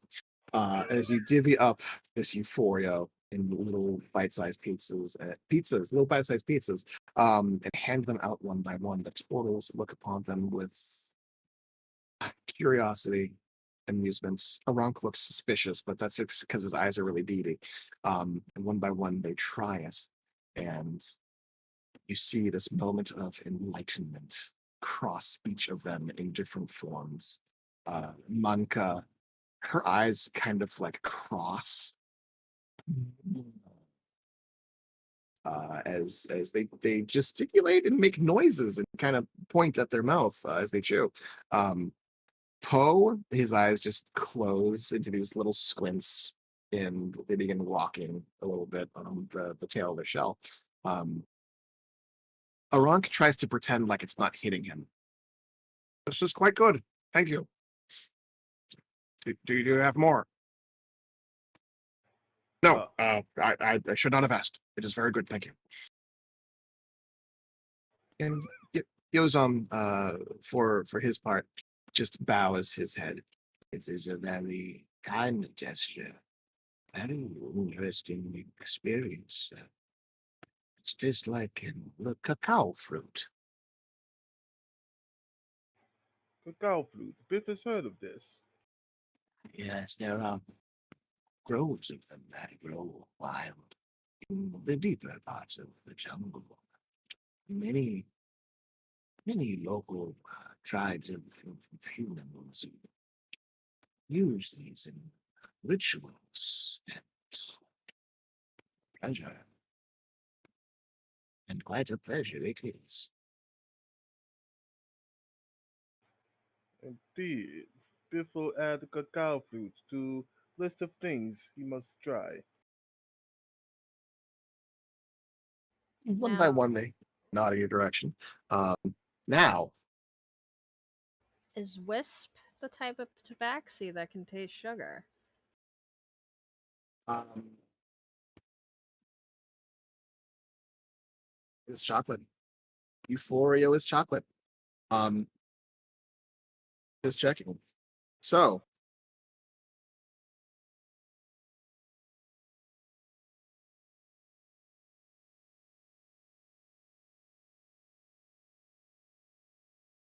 What? Are you Wisp waiting is gonna for have a me fun to? night. oh, Wisp. So I Wisp. don't know what Wisp sense. Wisp senses. So Wisp, you go and you eat it. I mean, it was offered to It was them. offered to you. So it's I'm it's gonna smell it first. you smell it and it smells sweet, and earthy. And you take it and you place it in your mouth and you it. It's exceptionally sweet. It's a little too sweet. Um, but then there's this tanginess that causes your tongue to kind of tingle as the corners of your mouth, in the back of your throat, start to salivate, like almost painfully. Like when you eat something that's really sweet or sour, it's that sensation in the back of your mouth. Um, Like you almost gleek. you kind of gleek a little bit, and so your mouth is super wet as you taste this, and then the frosting hits you. And this is a very strange and very good sensation because it just tastes like flavor. It is the flavor ever. It's so good. It's a Guga food moment. Um, as yes, you are a cat who can taste sweet. Um, chocolate is not something that you are used to or know of. It's new.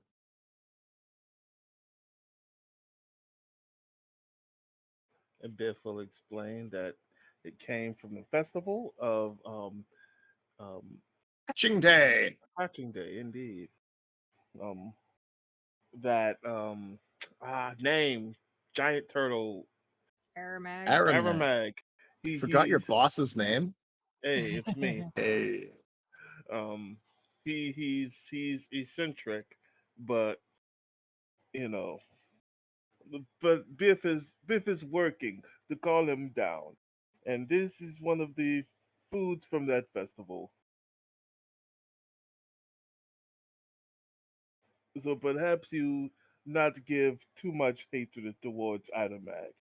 Only what is perhaps deserved over time. Biff not say he's a perfect turtle.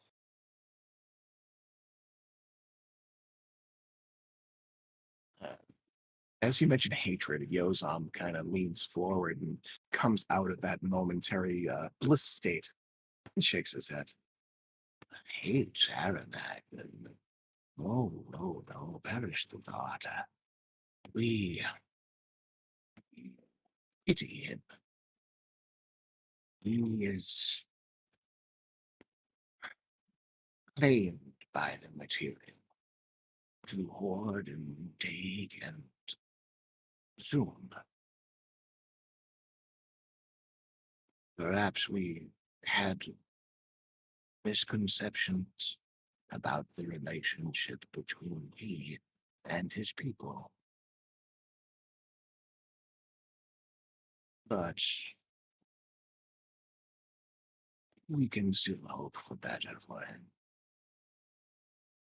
To give to those he calls his own, to protect without expectation.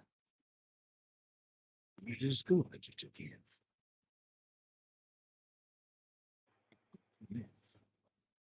Biff kind of winces. Well, he expects party. Again, not the perfect turtle. What can Biff say? Perhaps in time he will change. Continue to work on it. Seems to like you.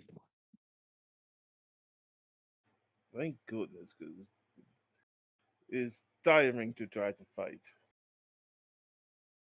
I'll collectively nod. It's quite large.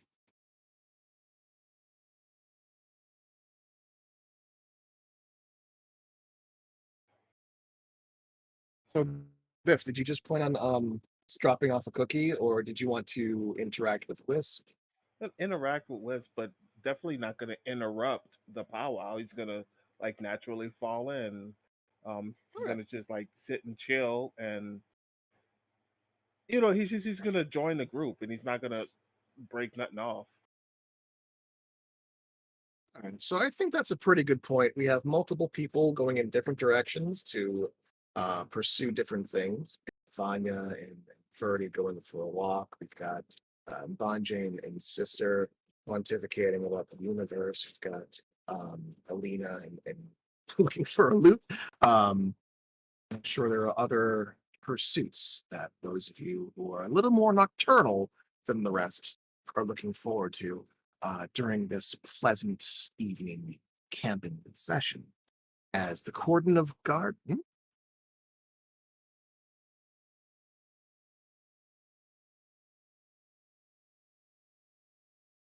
Oh, sure. I was just gonna say that you get the loot, but yeah, no. Eventually, you get it. It's fucking Alina. Of course, she does. Um, she manages to trade up from a poison vial to a potion of cure poison, from that to actually curing someone of poison, who decides to give her their loot in exchange. Happy to have their hands back. They just give you the instrument, so you've got spare loot. Woo! In a conversation with John. Yeah, we can absolutely get to that on the forums in the coming weeks. Beans. Thanks for staying up so late. Oh, did I break? Eh? That's weird. I'm still here, right? Yep, you're still Yeah, here. All right, cool. Thanks for sticking with me for so long. I know it was a kind of slow session tonight. Figured to give you guys a break from the action for at least a little bit before dropping the next disaster in your lap. Tomorrow in game, the caravan plans to move, edging ever closer to the ziggurat. You guys will be able to choose which direction it moves in, as well as perhaps make some calls in terms of reconnaissance and planning. That's for another game.